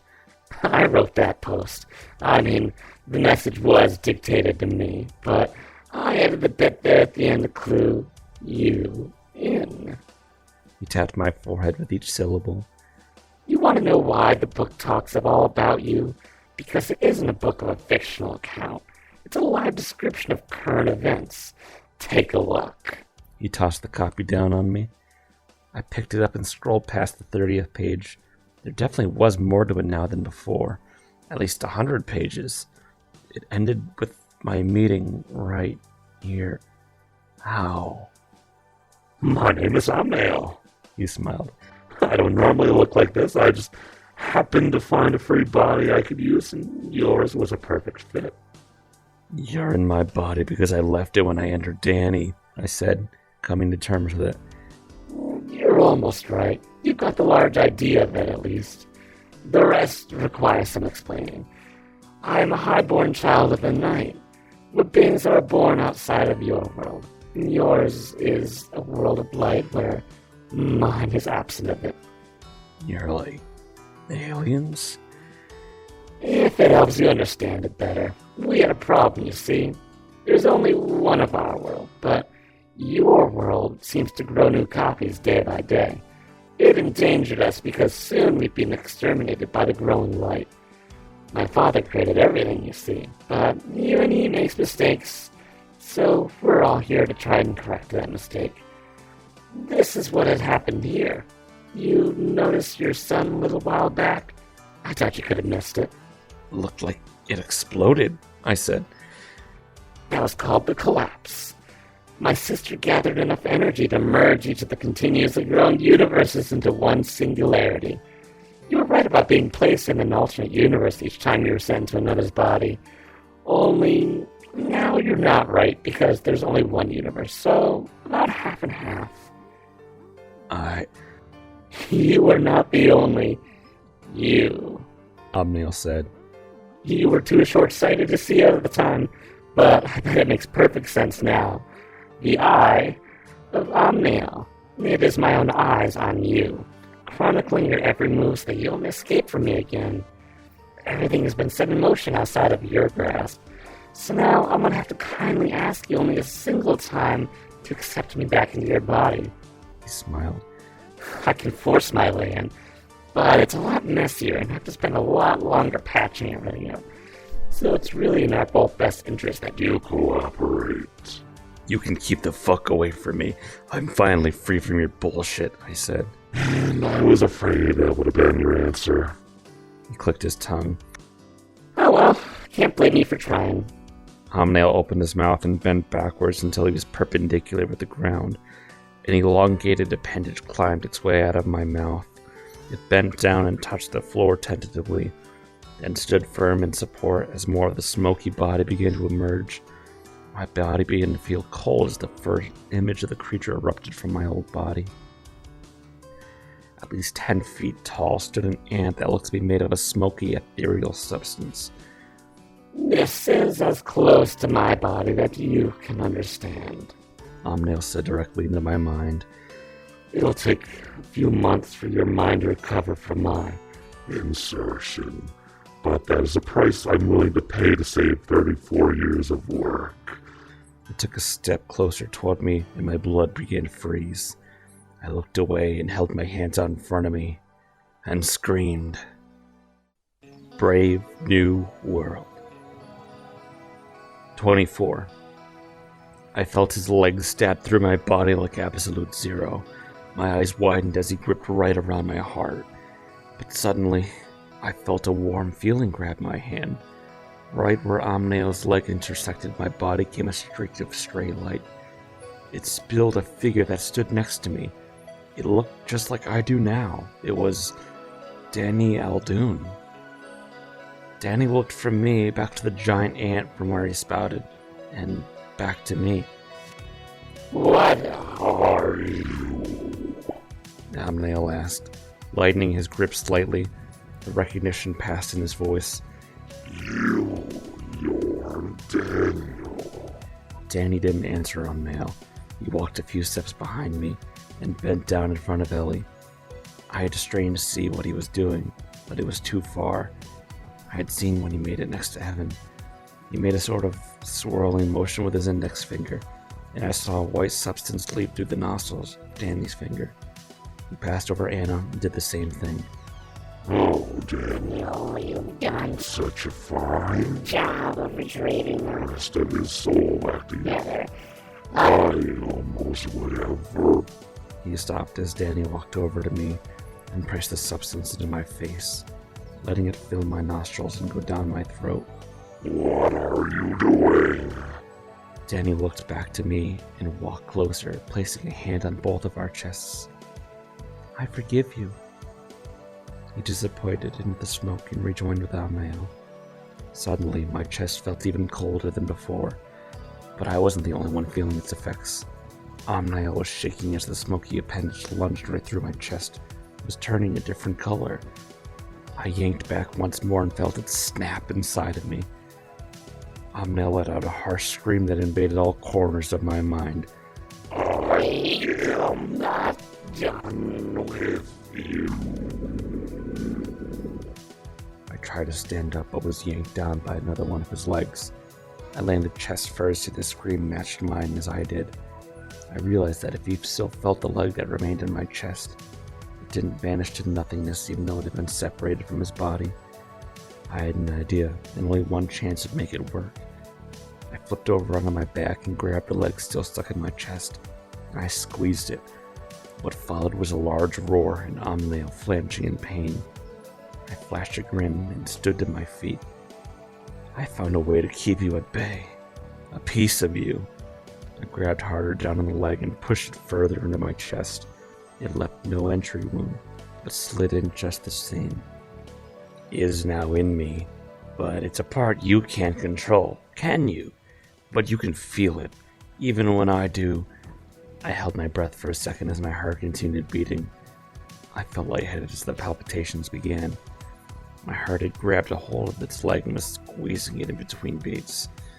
This, you can still feel it. Each beat caused visible seizures for the creature. He bent down until his abdomen hit the ground. You hurt yourself each time. If it means I can get up. I held my hand close to my chest. Hold over you, then it is more than worth it. You terrible person. I laugh. My mother told me I wasn't no good boy. I look up at him. You made this mess yourself by entering my body in the first place. You created this monster, and now you're gonna pay for it. You don't know what you're dealing with. If you die, then a large hole will be left in your family's plans, right? So that means you'll do anything to survive, including obeying my every order. You will not command. There was an even louder scream. It sounded like it was made of pure terror. I submit. I smiled a dark look at him. Excellent. I make the rules now. There is no way in hell I'm letting you get back in my body to pay your leg back. So you can kiss that idea goodbye. I looked around and got an idea. Her. I pointed to Ellie. You're going into her body, and you're going to help me get out of this shithole. It's going to sing any time now, and we're not going to be here when that happens. Girl. Now, I said, and squeezed. Yes. And Amael did just as said. Ellie's eyes opened, and her naturally blue eyes faded to a reddish gold shade. Excellent. Now, come on, let's get going. I nodded my head. We gotta fix this stupid leg up. I pointed down, then looked back up to Ellie. Oh, yeah, forgot to mention that part. You're gonna be carrying me, but save one of our hands free. I have to use that for the way up. It's the least you can do for an apology. I could see the apprehensive look on Ellie's face, and to be honest, it turned me on. Things had become okay, and was all thanks to Danny. I don't think he expected it to turn this way when he forgave me, but you know what? He's dead now. His opinions don't matter. I've been led like a dog my entire life. Led just for the sole purpose of some fucked up alien creatures to do research? Nah. I thought that was what I was doing was the right thing, but I sacrificed all of my life to do it. Now I'm finally in control, and I'm gonna enjoy myself with it. I think the greatest joy of all will be putting an end to Omniel's pretentious dad, who is so keen on making my life a living hell. Don't you worry, buddy. I'm coming for you, and anybody else who gets in my way. Omniel was able to fix the elevator with no issue. We dumped the bodies out into the hallway first, of course. Gotta have some courtesy for the dead. Can I put you down while we ride the elevator up? Ellie asked. I nodded, and then grinned as the doors closed. The elevator rose up to the main lobby, but I took my time getting out. I was on top of the world when I walked to the front doors heading outside. I shoved them open and pounced with the largest smile in our brave new world. Omniel, still sitting in the elevator, was shaking. I never experienced anything like this before. I want to thank you guys for checking out my stories. And if you want to help support me in my writing, you can subscribe to my YouTube, Ryan Geever,